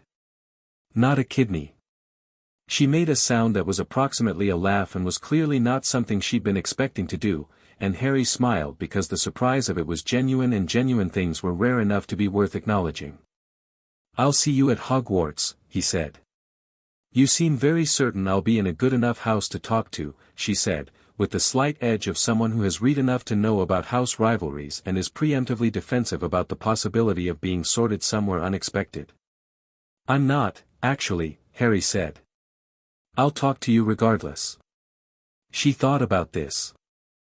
Gryffindor, she said, with the confidence of someone who has run the self-assessment. I'll be in Gryffindor. Probably, Harry agreed. I might be somewhere more complicated. She was still looking at the reading list when he turned and walked away. The last item on his day's list was the one he'd been most interested in and most deliberately saving. He walked up Diagon Alley until he reached the wandmaker's shop, Ollivander's, the gold lettering faded on its sign, the window displaying a single wand on a faded purple cushion. He had his own wand, of course, had had it for 2 years and it was exactly right, better than right, and he had no intention of replacing it. But Ollivander's kept records of every wand he'd ever made, and those records extended back centuries, and there was a specific historical item Harry wanted confirmed. He pushed open the door. The shop was small and dusty and had the peculiar silence of a place where very focused work has happened for a very long time. Boxes stacked floor to ceiling. The smell of wood shavings and something sharp and magical.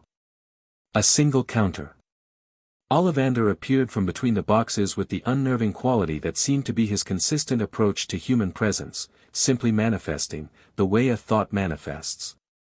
He was pale and ancient and silver-haired, and his pale eyes were the eyes of someone who had been paying very close attention to wands for a very long time and had developed, as a result, a somewhat unusual relationship with the world. He looked at Harry. Then he looked at Harry's right hand, where the ash wand was. Then he was very still. You've already been matched, he said, and his voice had the quality of someone processing several things simultaneously. Yes, Harry said. That is not one of mine. No. May I? Ollivander reached toward the wand with the reverence of someone who has spent centuries studying something and is now encountering a unique specimen. Harry extended his hand. Ollivander took the wand with careful fingers and turned it, and the expression that moved across his face was extraordinary, a progression from professional curiosity through recognition to something that might, in a less self-contained person, have been awe. Ash, he said. 12 inches. Rigid. Core, he stopped. He turned the wand again. His eyes moved to Harry's face and back. This is not a modern core. No, Harry said. The magical signature is. Ollivander set the wand down on the counter with great care, as if it were alive, which in a sense it was. I have been making wands for 350 years, he said. I have studied wand lore for longer than that. I have read every documented account of significant wand craft in the British and European traditions. He paused. I have never held a wand with this specific core. I had reason to believe such a wand might exist. I did not expect to encounter it. I wanted you to see it, Harry said. Partly for your records. And partly because I want to ask you about the Elder Wand. Ollivander went very still in a completely different way. The previous stillness had been professional absorption. This was something else, the stillness of a man who has just heard a name he spent his professional life studying and his private life being cautious about. What do you want to know? He said, carefully. It's in the Peveril vault, Harry said. It has been since at least the 16th century. I'm its legitimate heir through the direct Peveril line. I want to confirm whether the current account of its history, he meant the formal wandcraft history, the version in published texts, is accurate, or whether it's been edited. Ollivander looked at him for a long time. The published history, he said at last, is accurate in its account of the wand's power and its method of transference through conquest. It is inaccurate in one significant respect. He folded his hands. The wand was never truly lost. The account of it disappearing after a certain point in the 15th century is, he stopped. Began again. The Peveril family secured it. Removed it from circulation deliberately. The wandcraft community knows this. The published history does not reflect it, because the published history is a ministry document, and the ministry's interest in the Elder Wand's genuine location was considered by several parties to be not entirely benign. Who knew it was in the vault? A small number. Myself. 2 previous Gringotts directors. A pause. And Albus Dumbledore. Harry picked up his wand from the counter and put it back in his hand, and felt it warm against his palm, and thought about Albus Dumbledore knowing the Elder Wand was in the Peveril vault and knowing that vault was Harry's and still putting 19 bindings on a 15-month-old child. Thank you, he said. Herr Potter. Ollivander's eyes were those pale, penetrating things, and what was in them now was neither fear nor performance, but the simple focused intensity of someone saying something they mean completely. Be careful with what you carry. I'm always careful, Harry said. I'm also not afraid. Those are compatible positions. He walked out of Ollivander's into the late afternoon alley, which was beginning its early evening shift, the tourist traffic thinning, the regular crowd taking its place, owls moving overhead in the orange light. He stood for a moment and felt the alley around him and felt himself in it, and thought about September 1st. He was ready. He'd been ready since February, honestly, but September 1st was when Hogwarts opened its doors and the game, the real one, the long one that Dumbledore had been playing since before Harry was born, would resume with a new board and at least one player who had comprehensively changed the terms. Athena, who had been following him from above all day with the proprietary air of a bird who refuses to be left on a perch in an empty house, landed on his shoulder and made a sound of satisfaction that he interpreted as about time, let's go home. In a minute, he told her. He looked at Diagon Alley in the evening light. He thought about the 9-year-old boy who'd walked through the archway from the leaky cauldron with £7 and 43 pence and an eagle owl and a phoenix feather, and felt something warm and specific for that boy, who'd had the sense to say okay in a dark cupboard and then get on with things. All right, he said. Let's go home. He walked through the alley and out through the leaky cauldron and into the Muggle London evening, and the city was loud and full of people going places, and he moved through it with the ease of someone who belongs everywhere he chooses to be. He was 11 years old and September 1st was 3 weeks away. He had one more thing to do before then. He sat down at the kitchen table that evening with parchment and his best quill. He'd become particular about quills, which was an unexpected side effect of spending 2 years doing a great deal of writing, and composed 2 letters. The first was short, to Neville, Neville. September 1st. Hogwarts Express, 10 o'clock. If you want to share a compartment, I'll save you a seat. Harry P.S. How's the Mimbulus? The second was longer. He spent time on it, drafting it twice, which was unusual for him. He tended to know what he wanted to say. But this letter was to someone he hadn't yet met in person, someone whose intelligence and competence he respected from the historical record, and the letter was making an argument rather than passing information. It was addressed to the office of the head of the Department of Magical Law Enforcement, Amelia Bones. It explained, in precise and legally grounded terms, that Hadrian Ignotus Peveril Merlin Potter, formerly registered heir to 3 ancient lines, wished to bring to the department's attention certain irregularities in the magical guardianship arrangements established after the deaths of his parents and the financial mismanagement thereof, and that Gringotts Bank had established an investigation finding of sufficient standing to warrant a formal ministry inquiry, and attached the relevant Gringotts documentation, which Ragnarok had provided him in triplicate for exactly this purpose. He'd timed it deliberately. The letter would arrive at the ministry in late August, just before the school year. Before he was in a building with Dumbledore, behind walls the old wizard controlled.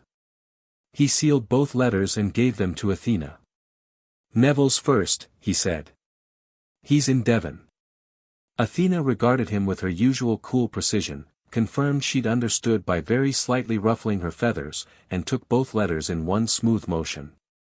Harry opened the kitchen window and she was gone into the dark. He sat back in his chair and looked at the ceiling of his family's kitchen. He'd been thinking about Quirinus Quirrell. He'd read the name in passing several months ago in a ministry education circular. The defense against the dark arts position at Hogwarts had changed hands again, and the new appointee was a professor who had previously taught Muggle studies and taken a sabbatical year to study dark arts theory abroad and had come back from that sabbatical apparently somewhat changed in both temperament and competence. This was, on the surface, unremarkable. The defense position changed hands with the regularity of something under a curse, which it arguably was. But Harry had read the record and felt something wrong in it. Not the record itself, the record was factual. The wrongness was in the magical sense, in the way his Peveril inheritance and his Merlin heritage both read discontinuity in the information about Professor Quirrell, the way you'd read a weld in a piece of metal, the place where one thing had been joined to another thing that was originally separate. He knew about the Philosopher's Stone. He'd read enough to reconstruct that Nicholas Flamel, aged 660-something, had a stone that produced the elixir of life, and that Flamel was known to have a relationship with Dumbledore, and that Hogwarts was currently the safest place in Britain according to conventional wizarding wisdom. He also knew about Voldemort's state. The removal of the Scar Horcrux, which was what it had been, the cold foreign squatting presence that had been burned out along with the bindings, had given him information about Tom Riddle's current condition. Disembodied. Barely there. Looking for a body. Looking for a way back. Putting these pieces together was not difficult. He would need to deal with the stone, and with Quirrell, and with whatever Dumbledore was planning for the year. He did not feel anxious about this. He picked up a book from the stack on the table, one of the Merlin texts, a volume on soul magic theory that was the most advanced thing he'd been working through, and read until the kitchen was entirely dark and he had to light the lamps, which he did with a word, and outside the Islington street was quiet and the stars above London were doing their suburban best and it was nearly midnight and he should sleep. He marked his page. He was 2/3 through. He went upstairs to the bedroom that had been a Potter bedroom for generations and lay down in the dark, and the house held its breath around him in the way that old houses do when they're glad to be inhabited again, and he thought about September 1st for exactly 30 seconds before he was asleep. He dreamed of mountains. Chapter 4, Platform 9, and Consequences. The 1st of September arrived with the particular energy of a day that knows it's significant. Harry was up at 6, dressed by 6:15, and had eaten and washed his plate and was sitting in the library with his trunk sealed and his bag packed and Athena in her travel cage by 7, which left 3 hours before the train departed and nothing left to prepare.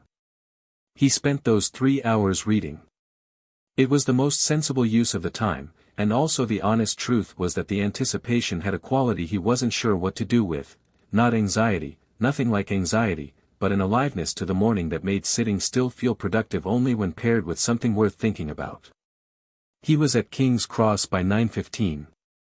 The barrier between platforms 9 and 10 was a thing he walked through without breaking stride, feeling the enchantment flex around him like a membrane, and platform 9 and 3/4 opened out on the other side, the scarlet locomotive breathing steam in the morning air, families moving with luggage and owls and cats, the general productive chaos of a population that had done this before and was doing it again with the practiced enthusiasm of tradition. Harry found an empty compartment near the middle of the train, stowed his trunk, settled Athena's cage on the overhead rack, and sat down. He was not wearing anything conspicuous. The dark trousers and gray shirt and plain robes were what they'd been for 2 years, practical and well-fitting and entirely unremarkable, which was its own kind of statement given the company he was about to keep. He did not have his wand out, though he knew where it was, which was the same thing. He watched the platform through the window. The architecture of wizarding society was all there in the way families said goodbye, the old pure-blood families, who performed farewell with a formality that had the quality of ceremony, the half-bloods and muggleborns, whose parents stood slightly outside the general flow with the particular expression of people encountering a world they hadn't grown up in and were trying to navigate with intelligence and good faith. He watched a red-headed family, enormous, 7 children by his count, twins making something small and airborne that exploded when it reached shoulder height while their mother made the face of a woman who had made her peace with chaos, navigate 3 trunks and 5 owls with cheerful collective inefficiency. He watched, near the barrier, a girl with large front teeth and rather a lot of brown hair hug her parents goodbye with the tight fierceness of someone doing something brave. He watched, at the far end of the platform, a round-faced boy being inspected and instructed by a tall witch in severe robes who had the bearing of someone who expected things to be done correctly and had learned, through long experience, to specify precisely what correctly meant. The boy was listening with the slightly braced attention of someone who loves the person talking to them and wishes they'd stop. Harry leaned out the compartment window. Neville. Neville Longbottom turned, and his face did that thing that Harry had first seen in the bakery 2 years ago, the cautious, startled warmth of someone who hasn't quite trusted that this friendship is real and is being given evidence. He said something to his grandmother, who looked down the platform at Harry with the focused assessment of a woman who evaluates all relevant information before making a judgment, and then apparently made one, because she gave a single nod that released Neville to move. He came down the platform pulling his trunk with the Mimbulus Mimbletonia perched on top of it in its pot, which was now considerably larger than it had been in August, and reached the compartment slightly out of breath. "You saved it," he said, meaning the seat. "Said I would." Neville heaved his trunk into the rack with the effortful determination of someone who will not ask for help on principle, and the Mimbulus wobbled, and Harry steadied it wandlessly, just a gentle touch of intention that kept the pot from toppling. Neville noticed, he noticed things, which was one of the reasons Harry found him easy to be around, and sat down across from Harry with a slightly wondering expression he didn't bother hiding. "That was wandless," he said. "Yes. I didn't know you could do wandless." "You can if you practice." Harry looked at him. 2 years is a lot of practice. Neville considered this with the particular quality of attention he brought to things he found genuinely interesting rather than things he was supposed to find interesting. "Gran says you made the profit. The inheritance thing." "Yes." She was impressed, Neville said, which from his tone meant Augusta Longbottom found it significant, which coming from Augusta Longbottom was not a small thing. "She's been watching you. The family." She said the Peverills and the Emerys lined together hadn't been seen since about 1150, Harry said. Neville nodded. "She wanted me to," he stopped. Made a face. "She wanted me to be strategic about the friendship." Harry looked at him. "And what do you want?" "I wanted to share the compartment," Neville said simply. "Not because of your family. Because of the bakery." Harry smiled. It was a real one, the kind that happened without being decided on. The compartment door opened. The girl from the platform stood in it, slightly flushed, looking between the two of them with the expression of someone who had been moving purposefully through the train. "I thought it was you," Hermione said to Harry. "May I sit? Everywhere else is either full or," she lowered her voice slightly. "There are a group of boys 3 compartments down who've been levitating someone's frog and laughing about it, and I'd rather not be adjacent to that for 6 hours. "Sit," Harry said. "Hermione Granger, Neville Longbottom. Neville studies herbology and is better at it than most adult practitioners. Hermione is Muggleborn, a voracious reader, and correct about the primary source scarcity in Merlin scholarship." Hermione sat down and looked at Neville, and Neville looked at Hermione, and there was a brief moment of mutual assessment between two people who both understood what it was to be taken seriously by Harry Potter and were recalibrating the experience of meeting each other through that lens. "I haven't actually read the primary sources," Hermione told Harry. "Flourish and Blotts found the Emery Succession copy, but I've only gotten through the first third. The vocabulary is dense," Harry said. "The middle section is worse. Keep going. It gets clearer once the terminology stabilizes around chapter 12. "I made notes," Hermione said, pulling a small notebook from her bag with the reflex of someone who makes notes before they make breakfast. Can I ask questions? Later, I mean. I don't want to spend the train journey on homework." "Why not?" Neville said, with the tone of someone who has been told not to spend journeys on homework for 11 years and has never agreed with the premise. Hermione looked at him with a surprised pleasure that was clearly the expression of someone discovering that not all people were going to tell her to put the notebook away.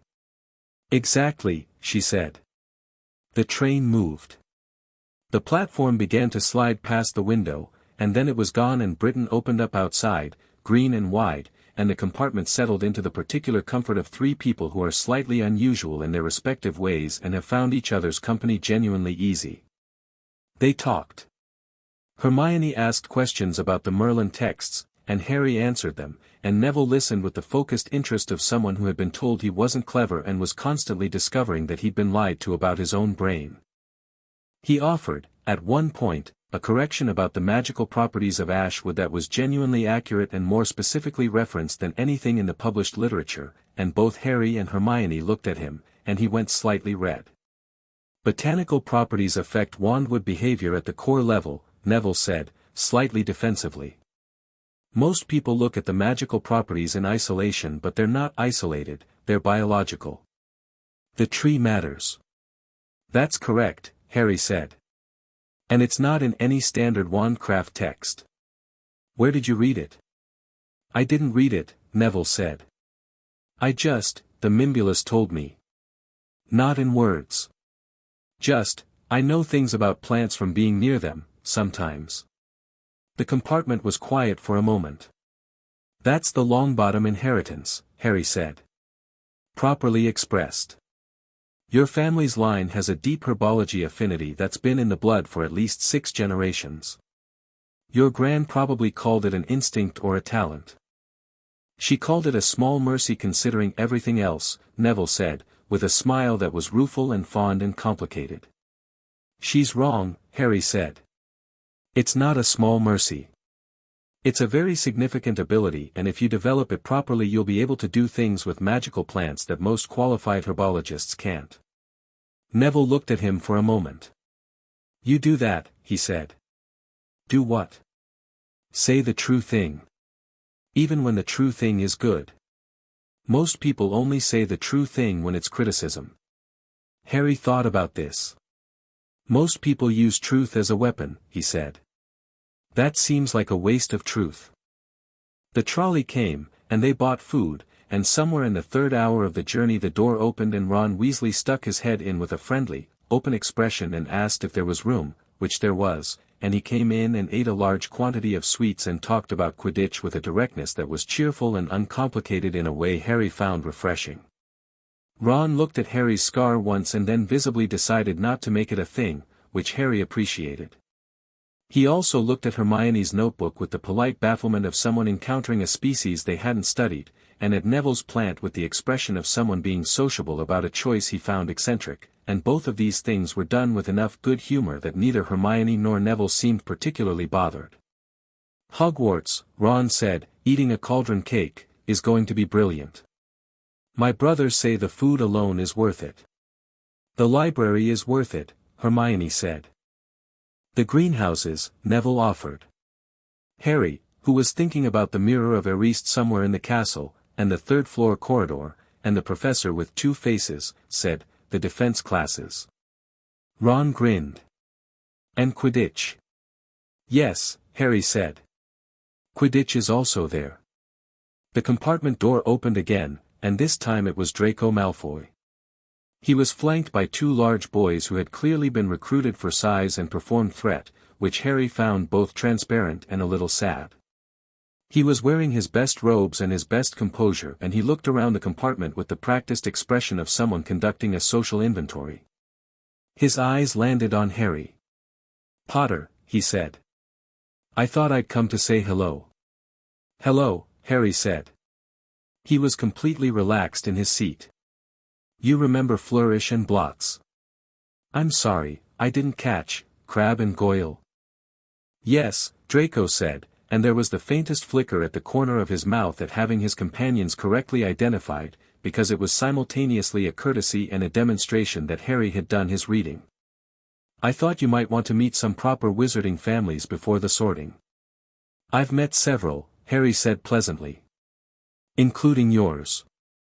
I meant, Draco glanced at Ron, who was looking at the Malfoy party with the specific expression Weasleys apparently wore when confronted with Malfoys, which was the expression of old and genuine enmity. Some people are going to be better to know than others. That's true, Harry said.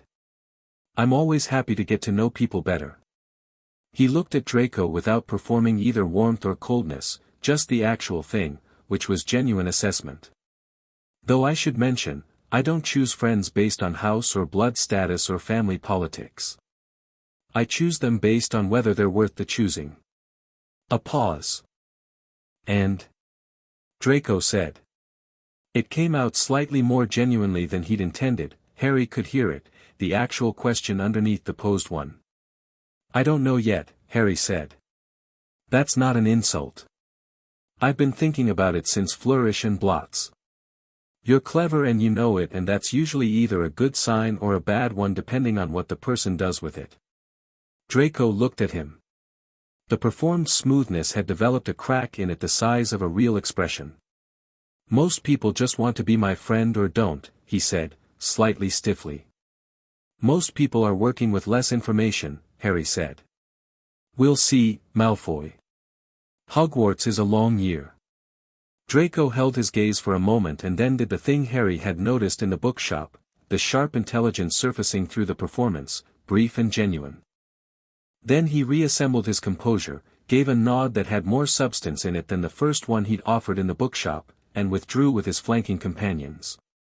Ron stared after them. Slimy git, he said. He's a product of his environment, Harry said. Which doesn't mean he can't choose differently. Ron gave him the look of someone processing a charitable interpretation they hadn't considered.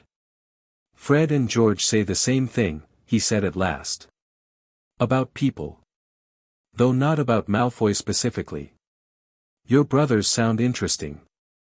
Ron grinned with the uncomplicated pride of someone who genuinely loves his family. Their nightmare, he said warmly. Hogwarts arrived in the evening, the castle emerging from the dark above the lake with the quality of something that had always been there and was simply making itself visible, which, Harry thought, was exactly right, because Hogwarts wasn't a new thing, it was an old thing, continuous and massive and layered with centuries of magic that he could feel from the lake's surface. He stood in the bow of one of the boats with Neville beside him and felt the castle the way he'd been able to feel wards since he'd learned to build them, except that Hogwarts's wards were immeasurably more complex than anything he'd constructed, a palimpsest of intention written by 4 founders and 1,000 years of successive keepers, and underneath all of it, bedrock deep, the 4 founders' original work. He could feel the sorting hat from here.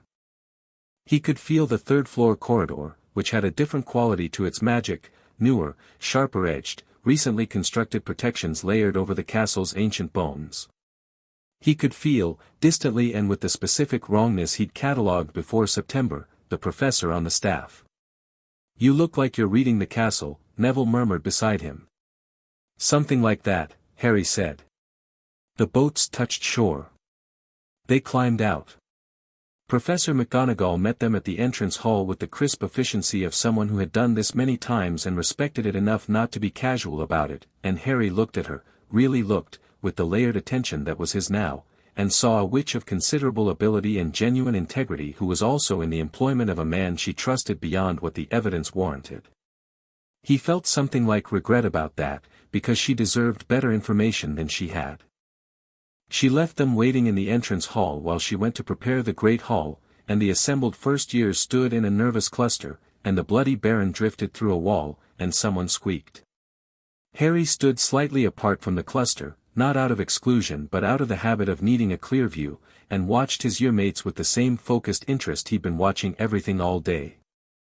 The Weasley twins were not in this year, of course, they were third years, but he could feel them in the castle the way you can feel something that's going to be fun.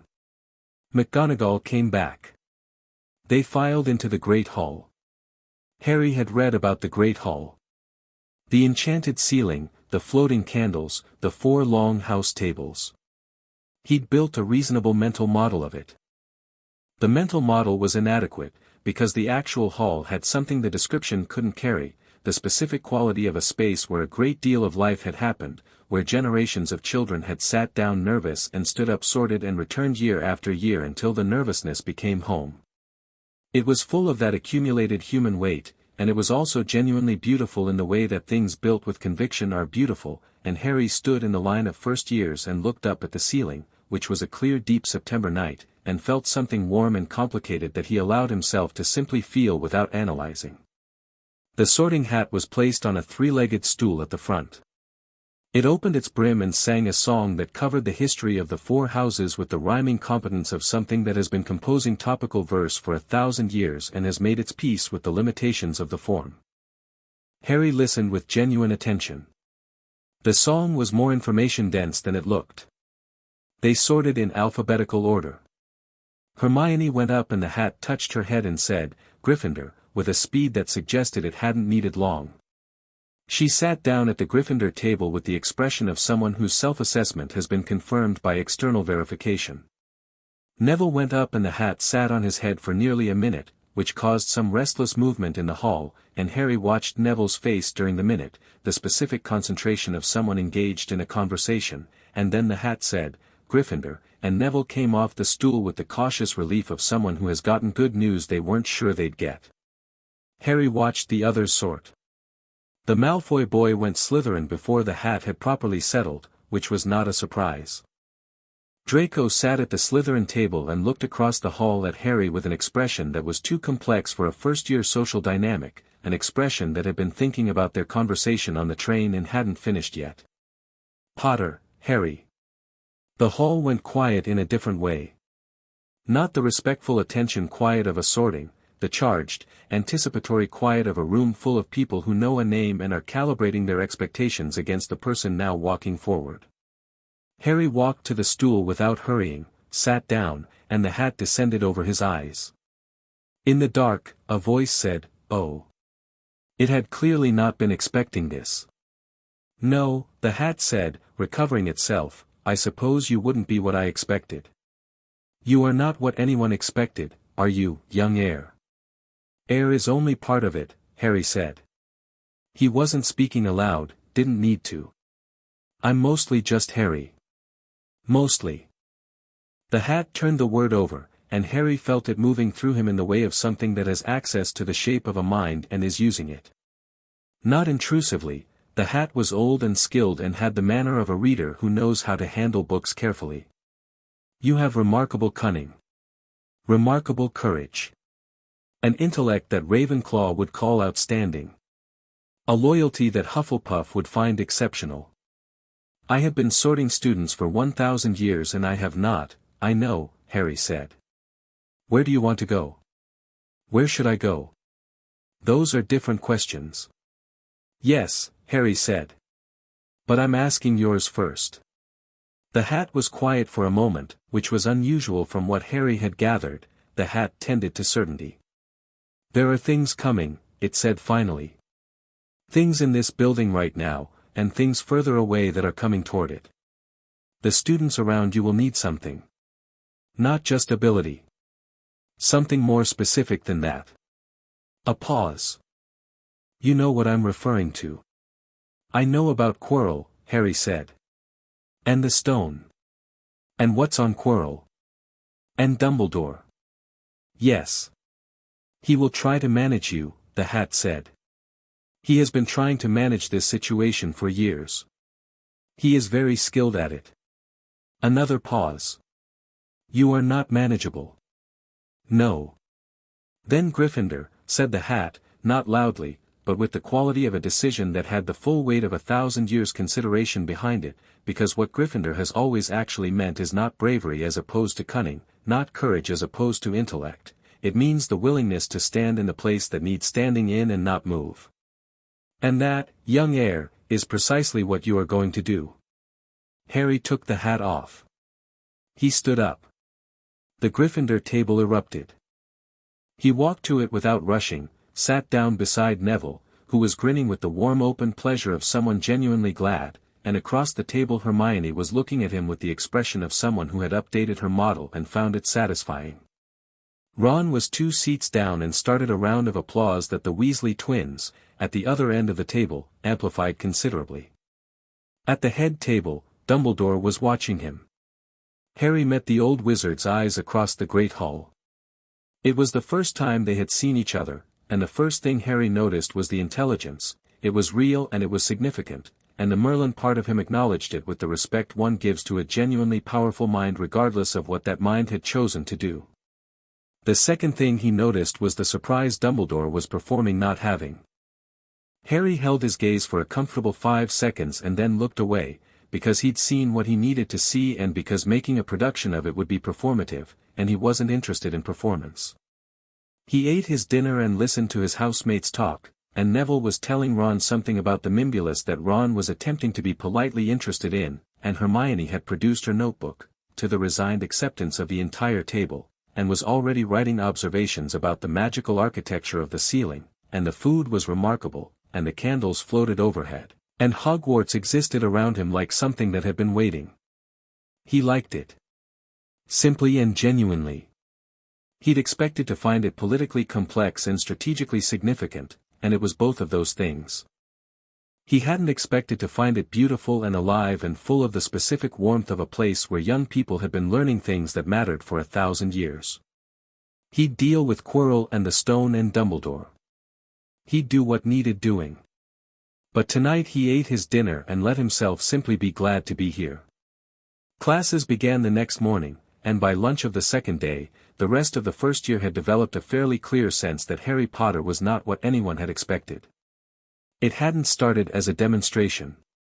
It had started as Tuesday morning transfiguration with Professor McGonagall, who taught the way she did everything, with precise expectation and complete dedication and an absolute refusal to accept that the subject was anything other than serious. She was explaining the theory of matter-state adjustment, the foundational concept of transfiguration, and Harry was listening with full attention because her explanation was good, clear, logically structured, built up from first principles. She set them a practical attempt to transform a match into a needle. Standard first exercise, requiring precise visualization and controlled intent. Harry picked up the match. He thought about the Merlin text's treatment of transfiguration, which had nothing to do with matches and needles and everything to do with understanding what matter wanted to be, the magical perception of atomic structure as a willing participant rather than an unwilling target. He thought about this for approximately 6 seconds and then changed the match. Not into a needle. Into a perfect small replica of a phoenix feather, working from the memory of Fawkes' gift, complete in every structural detail down to the individual barbs. The silence at the table immediately around him was rapid and total. McGonagall had her back to the class. When she turned and her eyes found his desk, she went very still in the manner of a professor encountering unexpected results. She walked over. She looked at the feather.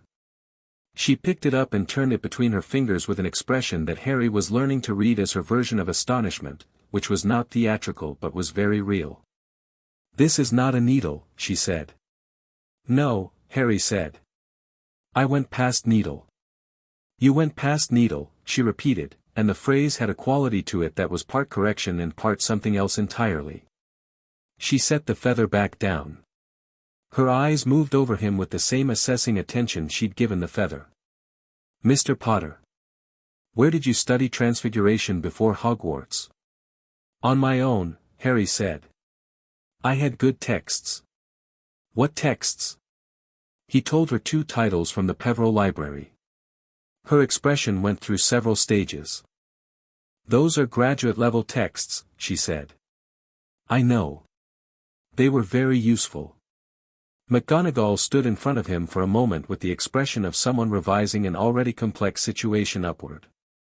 Then she said, "Stay after class, please," and went back to the front, and Harry heard the whispers start around him and ignored them because the interesting part was done and there was more class to pay attention to.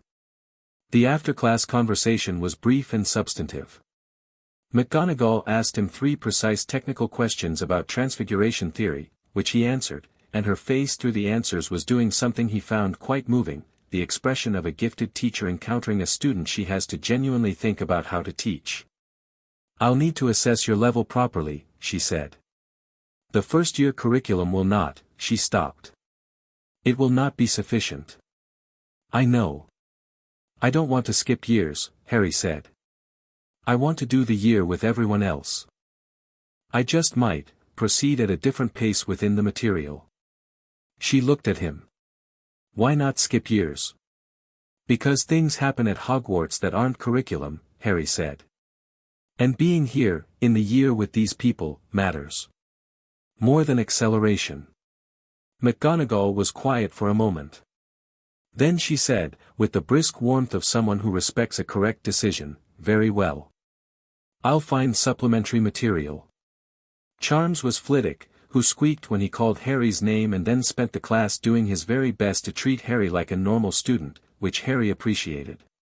He matched the class pace in Charms deliberately, not because he couldn't exceed it but because Flitwick's teaching was layered and each concept built on the last, and there was value in building the official architecture even when you had the advanced version already.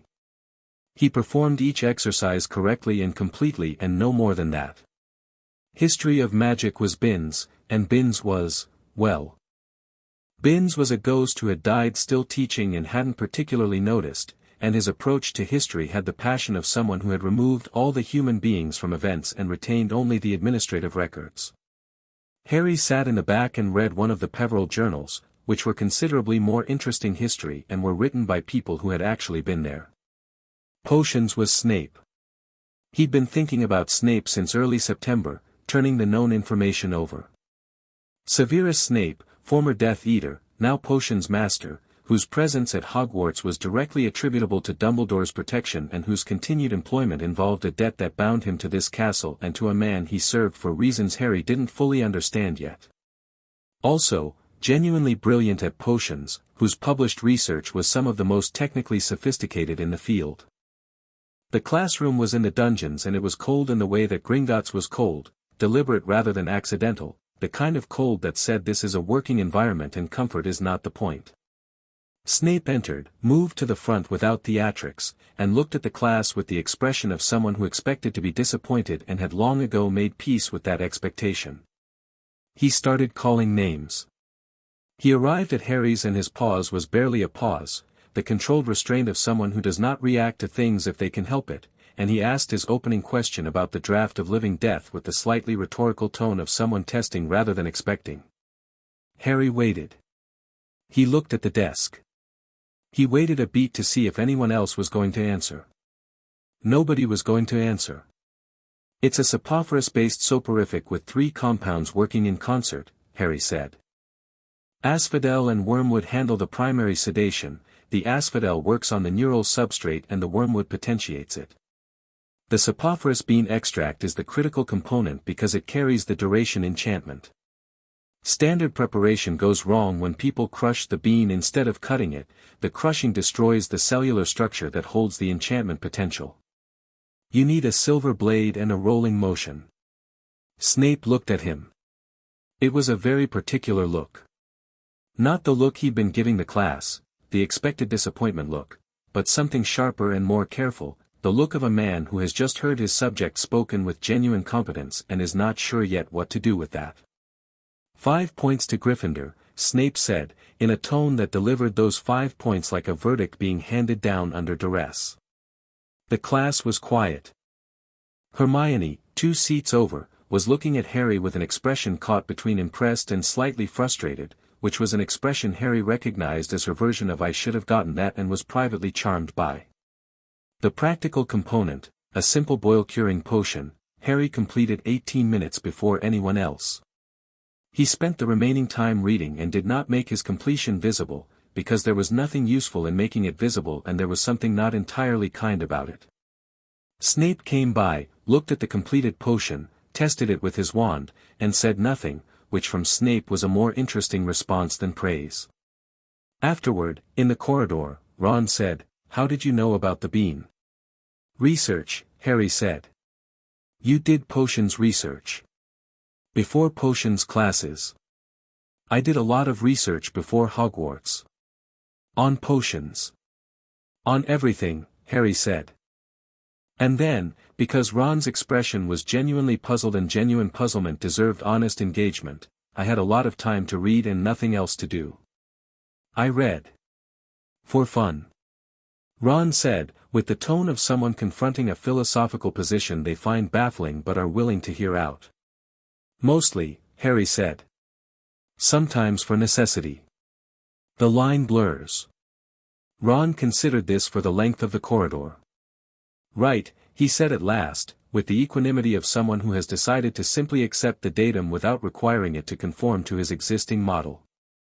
"Do you want to come to the library after dinner?" "Hermione wants to check some of the Merlin stuff you mentioned and I said I'd come to keep her company," Harry said. Ron looked slightly shifty. "Study," he said. "For history. Because Binns is a ghost who died still teaching." "Yeah." A pause. "Yeah, that's exactly it." "I'll come," Harry said. It was at dinner that Thursday that he finally spoke to Dumbledore. He'd been expecting it since the sorting. Dumbledore was a patient man, one of the most patient men alive, probably, but he'd had 3 days now of classroom reports filtering back from staff, and Harry understood that those reports would have been sufficient to confirm that the situation was significantly outside the projections. He'd seen Dumbledore watching him at mealtimes with the focused attention of a chess player encountering an unrecognized gambit, and he'd been watching back with the same neutrality he brought to everything. The invitation came via McGonagall during Defense Against the Dark Arts, which was its own separate thing that Harry was managing. He'd spent the defense lesson doing 2 things simultaneously, attending to Quirrell's teaching, which was technically competent in a way that suggested the person directing it, the presence behind Quirrell's eyes, had significant knowledge, and doing what Neville would have called reading the room, which was feeling the magical signature of the professor with the full layered attention of his inheritance. What he found confirmed what he'd known since summer. Quirrell was a man in 2 pieces, one alive and mostly functional, one something else entirely, cold and purposeful and old in a way that had nothing to do with age and everything to do with what had been done to the soul. The Merlin part of Harry, which had been built to understand magic at its most fundamental, felt the Horcrux nature of the second piece clearly. Felt, too, the desperation in it, the half-life existence of something that had been violating natural law for decades and was beginning to fray at the edges. He did not let any of this show on his face. He answered Quirrell's questions when asked, correctly and without elaboration, watched the professor's eyes for the flicker of the passenger behind them, and kept his expression open and unremarkable. The letter from McGonagall arrived during this class, which seemed like poor timing on someone's part. "The headmaster requests your presence at 8 o'clock this evening. His office is at the top of the stairs past the stone gargoyle on the 7th floor. The password is sherbet lemon." Harry pocketed the letter and returned his attention to Quirrell, who was explaining counterjinxes with the slightly distracted quality of someone whose mind was partly elsewhere. He arrived at Dumbledore's office at 8 o'clock precisely. Not early, not late. Precisely. The stone gargoyle stepped aside when he gave the password, and he went up the spiral stair and knocked once and opened the door. Dumbledore's office was full of things. Portraits of previous headmasters, dozing in their frames. Instruments on tables, silver and delicate, turning in patterns that had significance Harry's blood knowledge could read.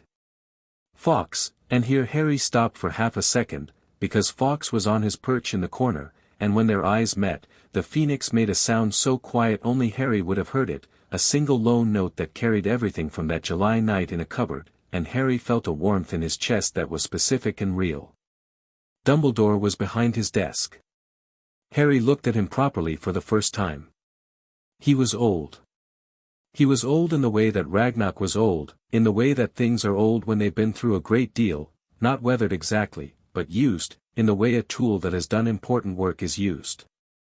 The blue eyes behind the half-moon spectacles were exactly what the reputation said they were, intelligent, warm, patient, and completely focused.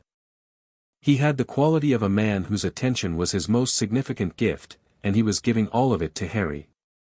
Harry sat down in the chair across the desk without being invited, because he wasn't going to stand in front of this desk like a summoned student, and he wasn't going to pretend this was a courtesy visit. Harry, Dumbledore said, with the particular warmth of someone using a first name as a tool for intimacy establishment. Headmaster, Harry said. He was entirely relaxed. I assume Professor McGonagall's reports were interesting. A slight pause. A slight recalibration of the warm expression.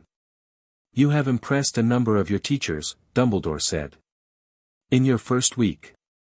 I studied. Extensively, it seems. Dumbledore folded his hands on the desk.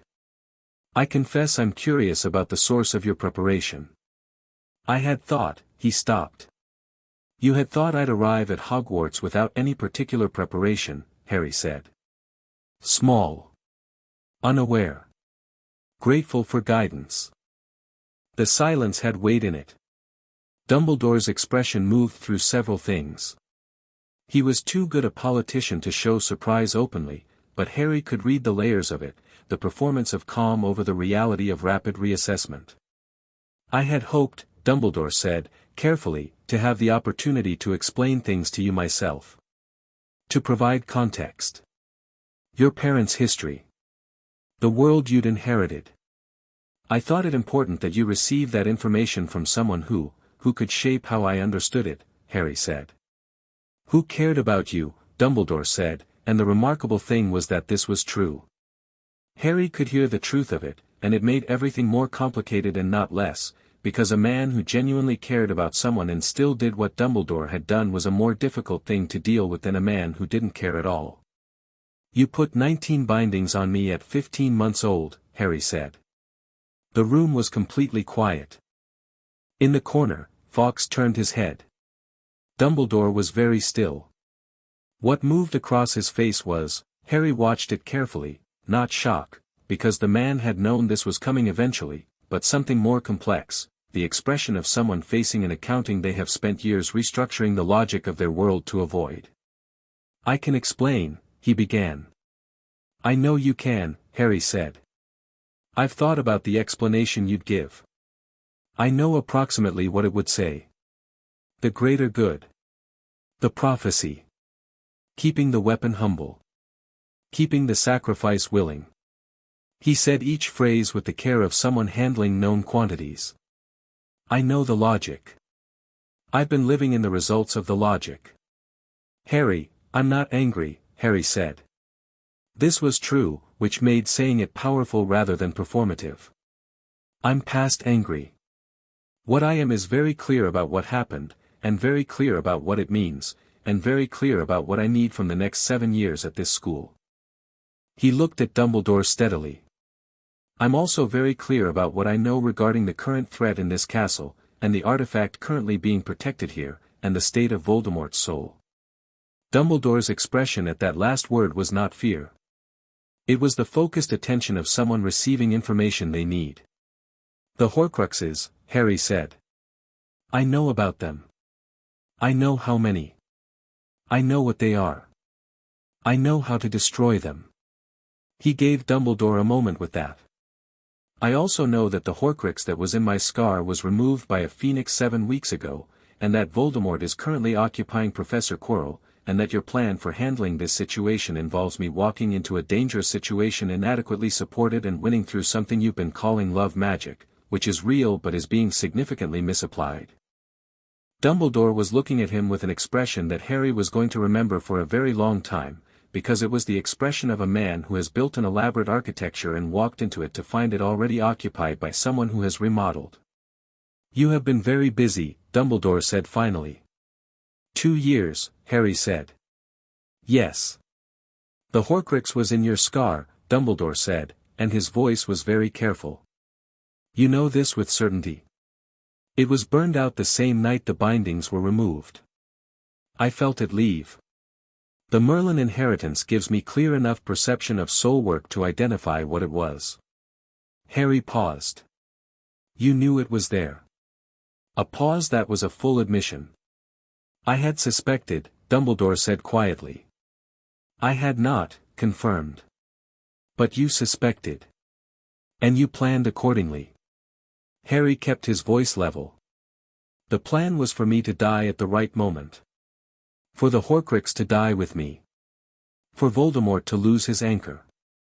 The plan was, Dumbledore stopped. Began again. The plan was more complex than that. And it was not, I did not intend, I believe you didn't intend it as carelessly as it sounds, Harry said. I believe you thought it through very carefully and arrived at a conclusion that required a person to walk into death and decided that the greater good justified it. And I believe you've spent years making yourself certain of that so you could live with the decision. He looked at Dumbledore, and what he put in his eyes was not accusation but the honest, direct gaze of someone who sees another person clearly and is not performing judgment, just acknowledgement. The problem, Headmaster, is that the Horcrux is already gone, and I'm not a sacrifice waiting to be made, and I never was. I'm a person. Your plan is obsolete. The room was very quiet. Fawkes sang one note, low and long, and it fell into the silence like a stone into water. Dumbledore sat behind his desk, and for the first time since Harry had walked in, the performance was entirely gone, not the warmth, not the intelligence, but the control, the careful management of presentation. What was left was an old man looking at a child he had wronged with all the specific complexity of someone who has to keep living in the world after understanding something terrible about himself. What do you want from me, Harry? He said. Honesty, Harry said simply. I don't need your protection. I don't need your guidance, mostly, though I'm willing to learn from you where you have things worth teaching. I don't need to be managed or steered or positioned. What I need from the headmaster of this school is honest information and genuine partnership when our interests align. He stood up, because the conversation had covered what it needed to cover. We have a shared problem right now. Quirrell, the stone, and Voldemort. I have a plan. I'd like your input, because you have information I don't. And then I'd like to act on it. He looked at Dumbledore steadily. Are those terms you can work with? He asked. Dumbledore looked at this 11-year-old boy for a long, long moment. Yes, he said. I believe they are. Chapter 5, What Dumbledore Doesn't Know. The meeting lasted another hour. Harry sat back down and Dumbledore talked, and the talking was different from what it would have been before, stripped of the careful shaping, the strategic omissions, the warmth deployed as redirection. He was still Dumbledore, which meant he was still one of the most intelligent and perceptive people Harry had ever sat across from, but the intelligence was being used differently now. Toward something rather than around something. He confirmed the Horcruxes. Not all of them, he didn't know all of them yet, and said so plainly, which cost him something Harry could see it costing. He confirmed the diary. He suspected the ring. He thought the cup, the locket, possibly more, but he'd been working from limited evidence and limited access and the specific disadvantage of a man who'd been handling Voldemort's situation with one hand while managing the rest of the wizarding world's expectations with the other.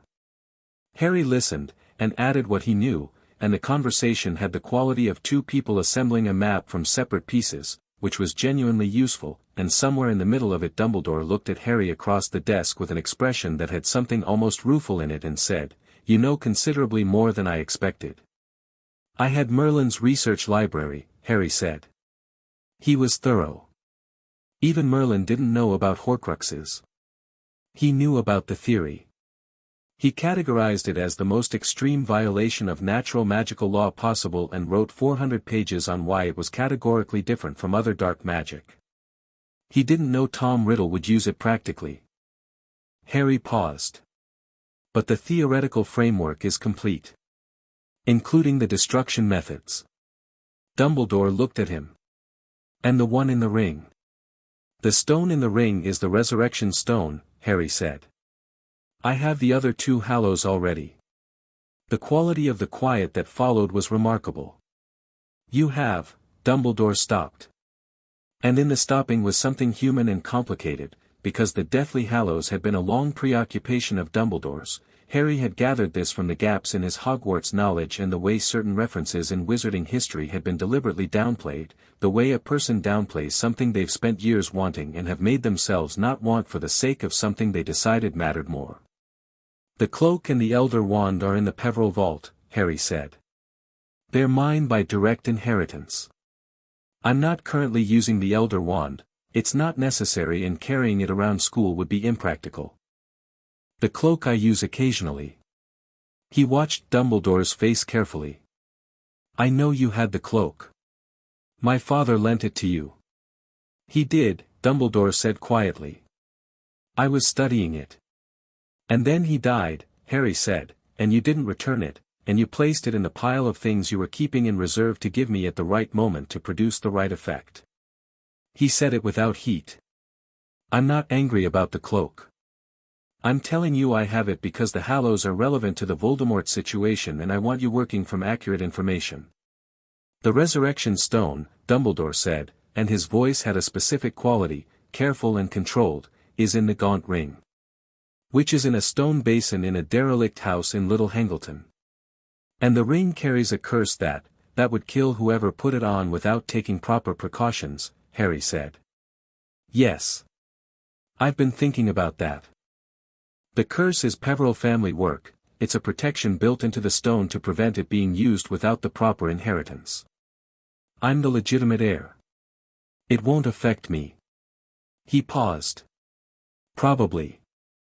Dumbledore's expression at "probably" was eloquent. "You're 11 years old," Dumbledore said. "You were going to handle the ring yourself," Harry said. "With less natural protection." A pause. "Yes. Eventually. I'm not going to rush it," Harry said. "The ring isn't going anywhere and Little Hangleton can wait until I've dealt with what's actually in the castle right now. I'm just telling you my analysis." He looked at Dumbledore steadily. "The immediate problem is Quirrell." "Yes," Dumbledore said. And there was something in his voice, the specific weight of a man who has been managing a situation by watching it, letting it develop, trusting in the protections and in the plan. A man who has just been confronted with the fact that his plan had a fundamental flaw because the foundation of it, the Horcrux and the Scar, the love magic defense, the willing sacrifice, was already dismantled. "Why haven't you removed Quirrell?" Harry asked. Dumbledore was quiet for a moment. "Because removing Quirrell removes Voldemort from a contained situation," he said. "Here, he is in a castle with defenses I control. He cannot reach the stone. If I move against him directly, he retreats into a new host and disappears, and we lose track of him." Harry thought about this. It was not a bad argument. "You were waiting to see what he'd do." "I was waiting for him to commit to an action that would require him to fully emerge. To make himself vulnerable. And you plan to be at the end of that action." "Yes. With me," Harry said. The word sat between them. "Not in the way you mean," Dumbledore said, and the weariness in it was genuine. I was not planning to use you as bait, Harry. The plan had evolved. It was never simple." Harry looked at him. "I believe you," he said, which he did, partially.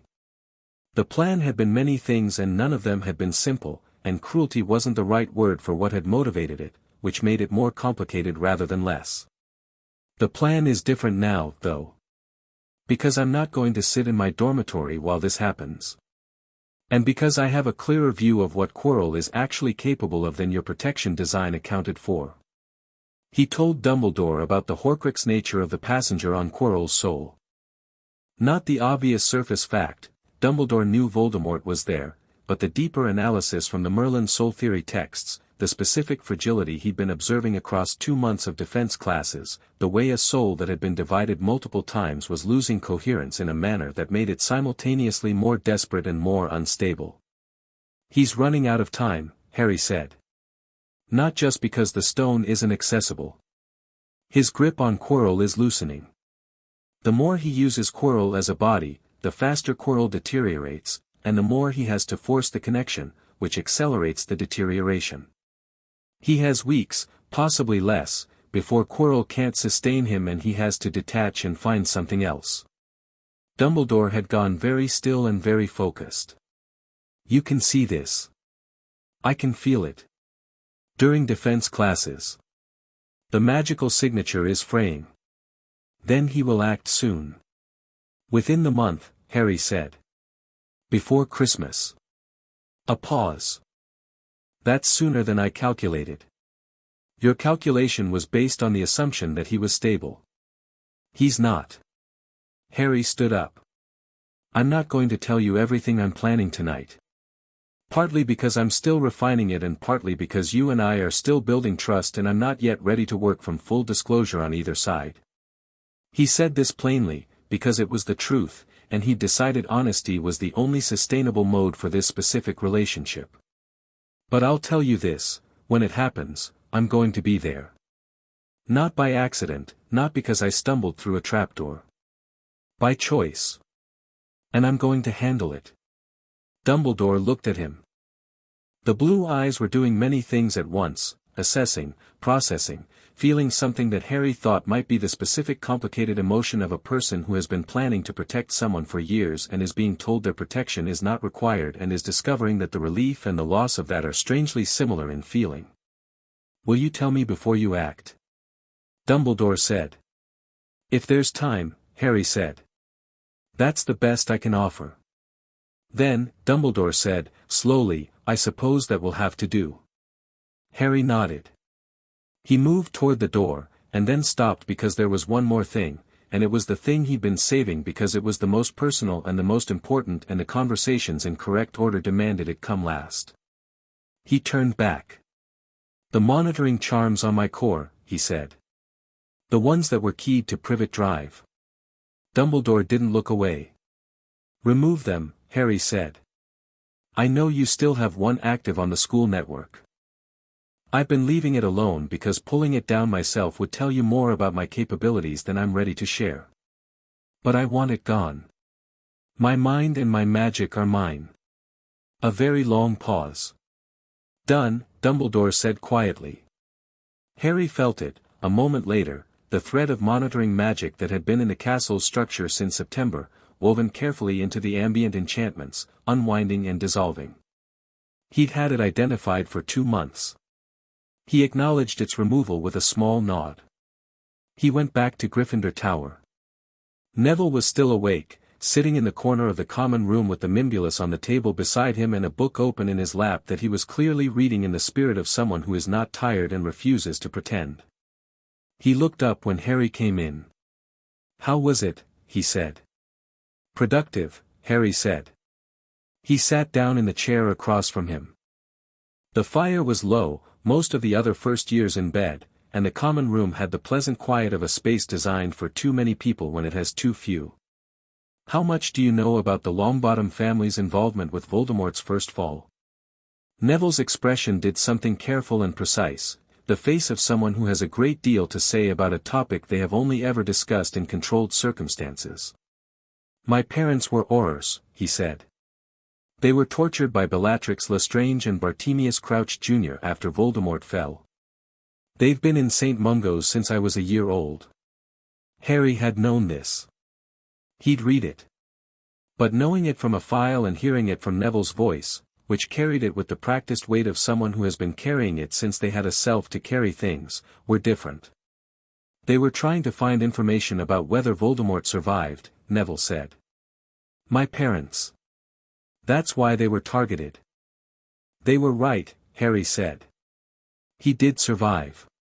And he's here. Neville's eyes went steady. Not frightened, but secondarily frightened, with something more solid in front of it. In the castle. In Quirrell. Neville absorbed this. The Mimbulus reached out one small frond and touched the back of his hand, which was either coincidental or the kind of instinctive comfort that magical plants offered the people they'd bonded to, and Harry suspected the latter. What are you going to do? Neville said. Deal with it, Harry said. Before the end of term. I want to help, Neville said. It came out directly and without qualification, which was not how Neville usually spoke. He had a tendency toward tentative phrasing, the verbal habit of someone who'd been told his input was welcome in theory but was often redirected in practice. This sentence had no hedging in it. Harry looked at him. You're sure? My parents, Neville said simply, spent their lives on this. It's not, I'm not being dramatic. I just think some things are worth being part of. Okay, Harry said. Tell me everything you know about magical plants that can disorient or incapacitate. Neville blinked at the specificity. Then something lit up in his face, the expression of someone being asked directly about their strongest subject by someone who will actually use the answer, and he leaned forward and started talking, and the fire burned low and comfortable around them, and they talked until nearly midnight. The weeks between that conversation and the end of term had a specific quality, tightly loaded, like a spring being wound, but not anxious. Harry moved through them with the calm deliberateness of someone working through a checklist, each day adding to a preparation that had been building since the night in the cupboard. He spent his mornings at lessons, which continued to be interesting in the varied ways that good teaching is interesting. McGonagall had provided him with a supplementary curriculum and he worked through it alongside the class material, and she had started occasionally asking him questions in class that were beyond first-year scope, not to show him off, but because she was genuinely curious what he'd do with them, and because she was teaching him too, in the way teachers teach their best students, which is by seeing what they already know and building from it. He respected her enormously for it. Snape remained a controlled performance of contained hostility toward Harry that Harry found professionally interesting. The man was too intelligent not to recognize what Harry was, and too structured in his commitments not to have a complicated reaction to it. Harry had considered approaching Snape directly about Quirrell but had decided against it, not because Snape wasn't trustworthy in his narrow way, but because Snape's information flow went to Dumbledore and the information architecture was already as clear as Harry needed it to be. Hermione had become a fixture of his days in the way that certain presences become fixtures, not through deliberate incorporation but through the natural fact that she kept turning up at libraries and breakfast tables and interesting corners of the castle, and the conversations that resulted from her turning up were consistently worth having. She was working through the Merlin text reading list with the thoroughness of someone who would not stop until she understood the thing fully, and she updated Harry on her progress in the form of questions, most of which were genuinely sharp. The Archmagus classification, she said one morning at breakfast, 3 weeks before Christmas. The Merlin succession text says it's not just a power level. It's a relationship with magic. What does that mean, specifically? It means power is the least of it, Harry said. An Archmagus doesn't have more magic than other wizards. They have a different kind of relationship with the magical substrate, more direct, more intuitive, less mediated by formal spell structure. He ate his toast. Think of it like the difference between speaking a language natively and being fluent. The fluent speaker might know more grammar rules. The native speaker doesn't need the rules. Hermione stared at him with the expression of someone reconfiguring a large model. You're describing intuitive magic. At a foundational level. Yes. And that's what you are. Developing, Harry said. I'm 11. I won't be at full capacity for years. But the architecture is there. Hermione was quiet for a moment. Then, is it lonely? Being that different? It was a question nobody else had asked, and he turned it over before answering, which he did honestly. Sometimes, he said. It was lonelier before. When I didn't know what I was. He looked at her. Now I mostly find it interesting. She nodded slowly. I find being cleverer than everyone around me lonely sometimes, she said, with the slightly braced quality of someone admitting something they usually don't. I know, Harry said. But you're not, actually. You're cleverer in specific measurable ways and less experienced in others, and the people you've been comparing yourself to have been the wrong ones. You're going to be fine, Hermione. She made the involuntary noise that was her version of a laugh. You say things like that and it's very strange, she said, because it sounds like something a person would say to seem kind, except that you're also always right, which ruins the effect. I'll try to be wrong sometimes, Harry said. Please don't, she said, and went back to her toast. He visited Hagrid 3 times in the first term. He liked Hagrid, found in him a warmth and a genuine directness that was its own specific gift, and also understood quickly that Hagrid was in the difficult position of deeply loving both the student and the headmaster and having no framework for what to do when those two things might be in tension. Harry did not put Hagrid in that position, which meant keeping their conversations to things that were actually enjoyable rather than strategic, which was easy because Hagrid's knowledge of magical creatures was extraordinary and Harry found it genuinely interesting. On the second visit, Hagrid mentioned, over tea that could have been used to seal letter envelopes, that he'd gotten a dragon egg from a stranger in a pub, which he was keeping under his bed in a condition that was clearly not conducive to either the egg's welfare or the welfare of the hut's structural integrity. Harry sat with his impractical tea and thought about this for a moment. The stranger asked about the stone, he said. Didn't he? Hagrid's beard did the thing it did when he was uncomfortable. Don't know what you, Hagrid, Harry said, not unkindly. I know about the stone. I know what's in the 3rd floor corridor. I know about Fluffy. Hagrid stared at him. Then, don't go near the 3rd floor, Harry. Whatever you think you know, those protections are serious and there are things in there that, I know about those too, Harry said gently. I'm not going to rush in unprepared.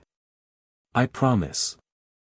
Hagrid looked at him with the expression of someone who loves a person and is worried about them and has no idea what to do with the fact that the person they're worried about seems to know more than they do about the situation they're worried about them in. The dragon egg, Harry said. Let me find it a better home. He wrote to Charlie Weasley. Ron had mentioned his brother with the enthusiastic specificity of someone who finds a sibling's career genuinely cool, and a dragon expert at the Romanian preserve was precisely the right contact. The letter was brief and factual and Charlie wrote back within 4 days with the cheerful efficiency of someone who dealt with unusual requests regularly and found this one on the manageable end of the scale. The egg left Hagrid's hut on a Tuesday in November via a Gringotts-arranged transport that Harry set up with a single owl and a payment from the Potter vault, and Hagrid watched it go with the fond anguish of a man who has been separated from a dangerous pet, and Harry sat with him afterward and had another impractical tea and listened to him talk about Norwegian ridgebacks for an hour, which was actually fascinating. He told Dumbledore about the egg. He was building a working relationship and working relationships required consistent good faith, and Dumbledore received the information with the expression of someone who has underestimated a situation and is updating his models with genuine aliveness rather than defensiveness. You also neutralized a Voldemort intelligence-gathering attempt, Dumbledore said. Hagrid didn't know what he was giving away. No. A pause. Did you tell him? No, Harry said. He'd feel terrible. It's done now. Dumbledore looked at him with the specific expression Harry was beginning to recognize as his version of being moved without showing being moved, which was a compressed thing that lived mainly around the eyes. You are unexpectedly kind, he said. I'm exactly as kind as makes sense, Harry said. Which is most of the time. December arrived and the castle went cold and the first real snow came down outside the windows and the Hogwarts population shifted into the particular pre-holiday energy of an institution preparing to release most of its inhabitants back to families and the remaining few into the specific flavor of quiet that belonged to a nearly empty school. Harry stayed for Christmas. This was not a sacrifice, it was a choice made for multiple reasons, the most immediate being that the castle's lower population meant less interference and better access to the places he needed access to. He also genuinely liked the castle in its quiet mode, and Neville was staying, and to Harry's mild surprise Ron was too, citing the impracticality of the journey versus the length of the holiday. Hermione went home. She left him a book, a beautifully bound annotated edition of Advanced Charms Theory that she'd found in a second-hand shop in Hogsmeade and thought he'd like, wrapped in brown paper with a card that said you were right about Chapter 12.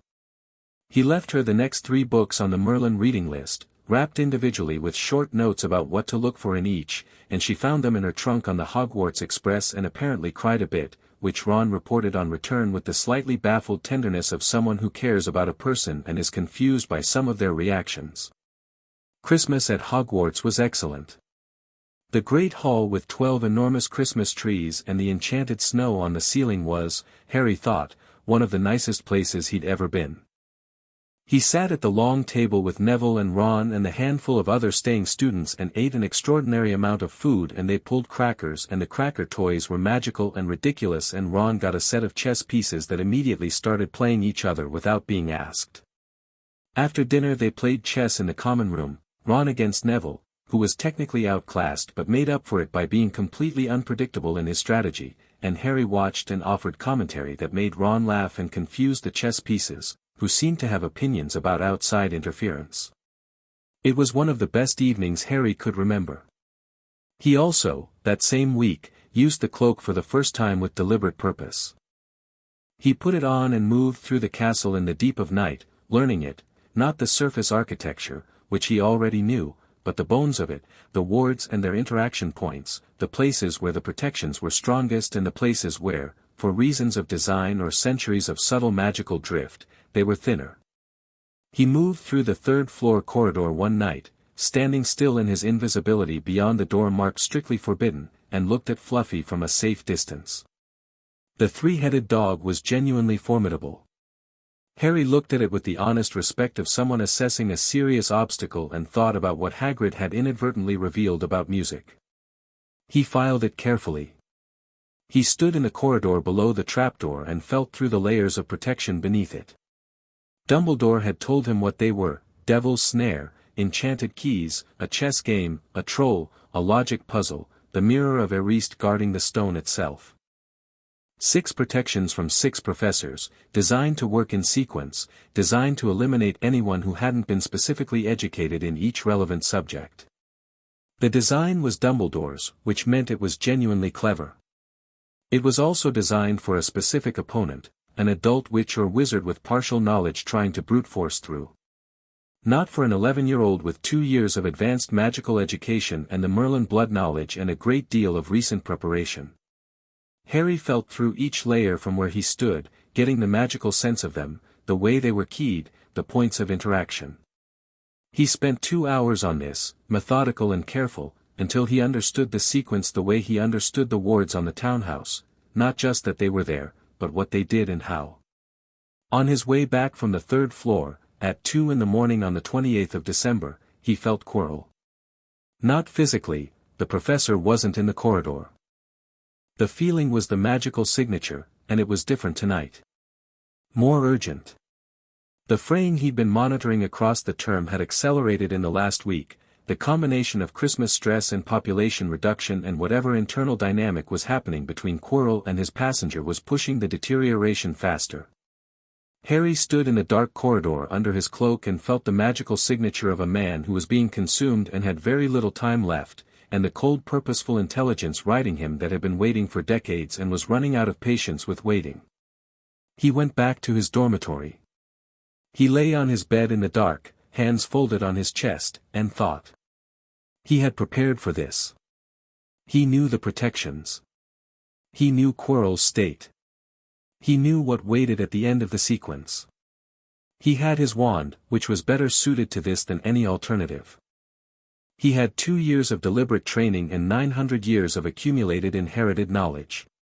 He had thought carefully about what the confrontation would be, what Voldemort would do, what the specific vulnerabilities of a fragmenting soulpiece possessing a failing host actually looked like in practice. He had one more preparation to make. He sat up. He reached into the drawer of his bedside table and took out a piece of parchment and wrote a letter.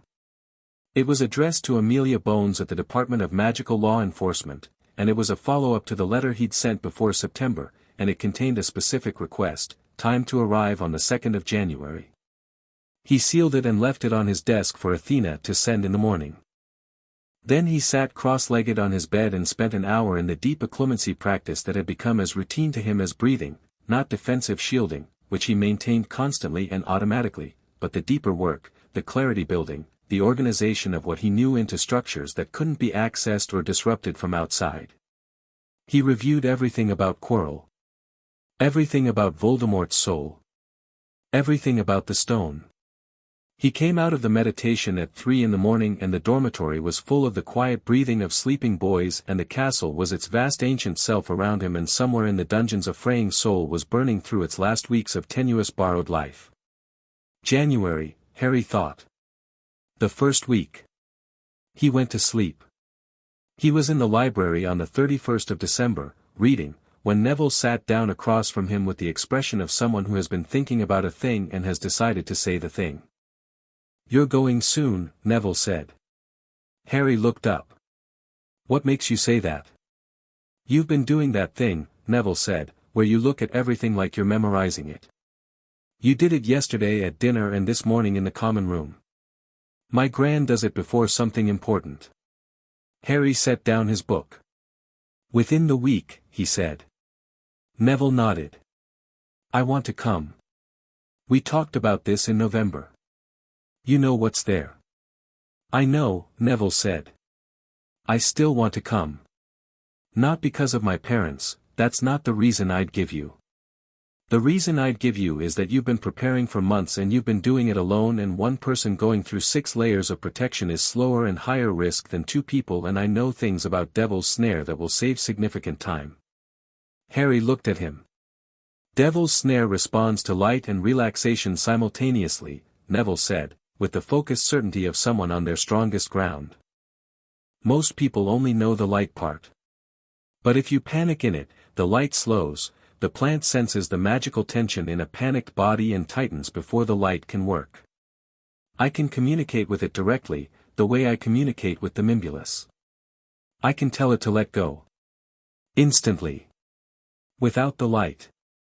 Harry was quiet for a moment. "Also," Neville said, "if something goes wrong in there, you should have someone who knows where you are." This was the practical argument, and it was the one that actually decided it. Not sentiment, not Neville's family history. The cold strategic truth that entering a dangerous situation where the only person who knew your location was a man you were still building trust with was a genuine tactical liability. "One condition," Harry said. "Name it. If at any point I tell you to stop or go back, you do it without argument." Neville's jaw set slightly. "And if I think you're wrong? Tell me you think I'm wrong. And then do it anyway." A pause. "All right," Neville said. Harry picked up his book again. 3rd of January, he said. Midnight. Neville nodded, and the Mimbulus on the table beside him extended a small frond with what Harry was now fairly certain was the plant equivalent of approval. Ron found out on January the 2nd, because Ron noticed things in the straightforward way that people notice things when they're not overthinking, and he came to Harry directly in the corridor after breakfast with the expression of someone who has put pieces together and wants the picture confirmed. "Something's happening," he said. "Neville's been twitchy since December and you went to the 3rd floor corridor 3 days ago with your cloak. I saw your footprints in the dust on the stairs, the snow had blown under the door." Harry looked at him. "Smart," he said, meaning it. "Can I help?" Ron said. "I'm not great at magic yet. I'm decent. I know the chess game, I heard Professor McGonagall mention it in passing to Flitwick, and I know enchanted chess, and I'm actually quite good at chess. He said this with the directness of someone offering the specific thing they had, without dressing it up. Harry appreciated it immensely. January 3rd, he said. Midnight. Ron grinned, the wide, warm, uncomplicated grin of a person who is happy to be included and not performing the happiness. Right, he said. I'll be ready. Dumbledore sent for Harry on the evening of the 2nd. They sat in the office, and Dumbledore's instruments turned softly on their tables, and Fawkes was on his perch, and the headmaster looked at Harry with the expression Harry had been watching develop since September, the expression of someone learning to see a person they thought they already understood. I received a communication from Madame Bones today, Dumbledore said. I expected you would, Harry said. The investigation into your guardianship. A pause. Into the financial management. Yes. Dumbledore was quiet for a moment. I want to say, he said, carefully, that I am aware that what I did, the bindings, the arrangement at Privet Drive, the financial management, was wrong. I have been aware of the wrongness for some time, which is perhaps more damning than the acts themselves, because it means I did them with full knowledge and continued them with full knowledge, and I constructed a framework of necessity around them that I now understand was a framework of justification. He stopped. I don't expect forgiveness. Good, Harry said, without cruelty. I'm not in the business of forgiving things on a timeline that suits the person being forgiven. But I'll tell you what I told Madame Bones, I want accountability, not punishment. I want the systems that allowed it to be impossible to repeat, and I want the people who were damaged by them, primarily me, but not only me, to receive what was taken. He looked at Dumbledore steadily. The monetary recovery from Gringotts is already in process. The Ministry inquiry will establish the legal record. That's what I need from the formal processes. And from me? Dumbledore said. I need you to stop treating the wizarding world like a chess board you're managing, Harry said. Not all of it, some of it is genuinely what a headmaster and leader should do. But the part of it that involves deciding other people's stories for them. He paused.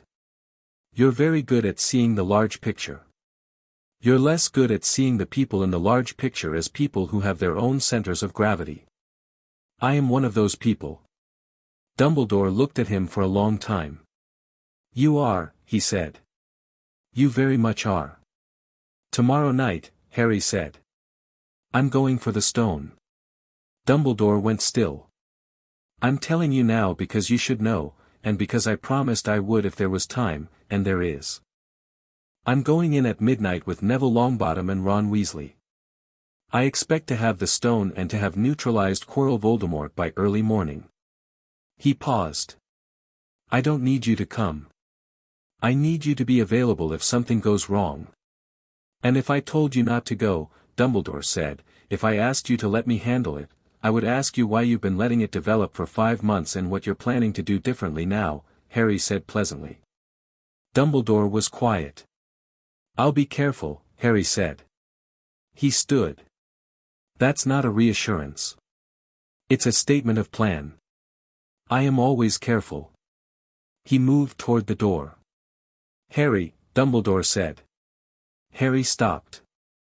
Whatever happens tomorrow night, the old wizard's voice was steady and measured, and underneath all of it, unmistakably, was the specific kind of fear a person feels not for themselves. Whatever happens. Come back. Harry looked back at him. I intend to, he said. And meant it.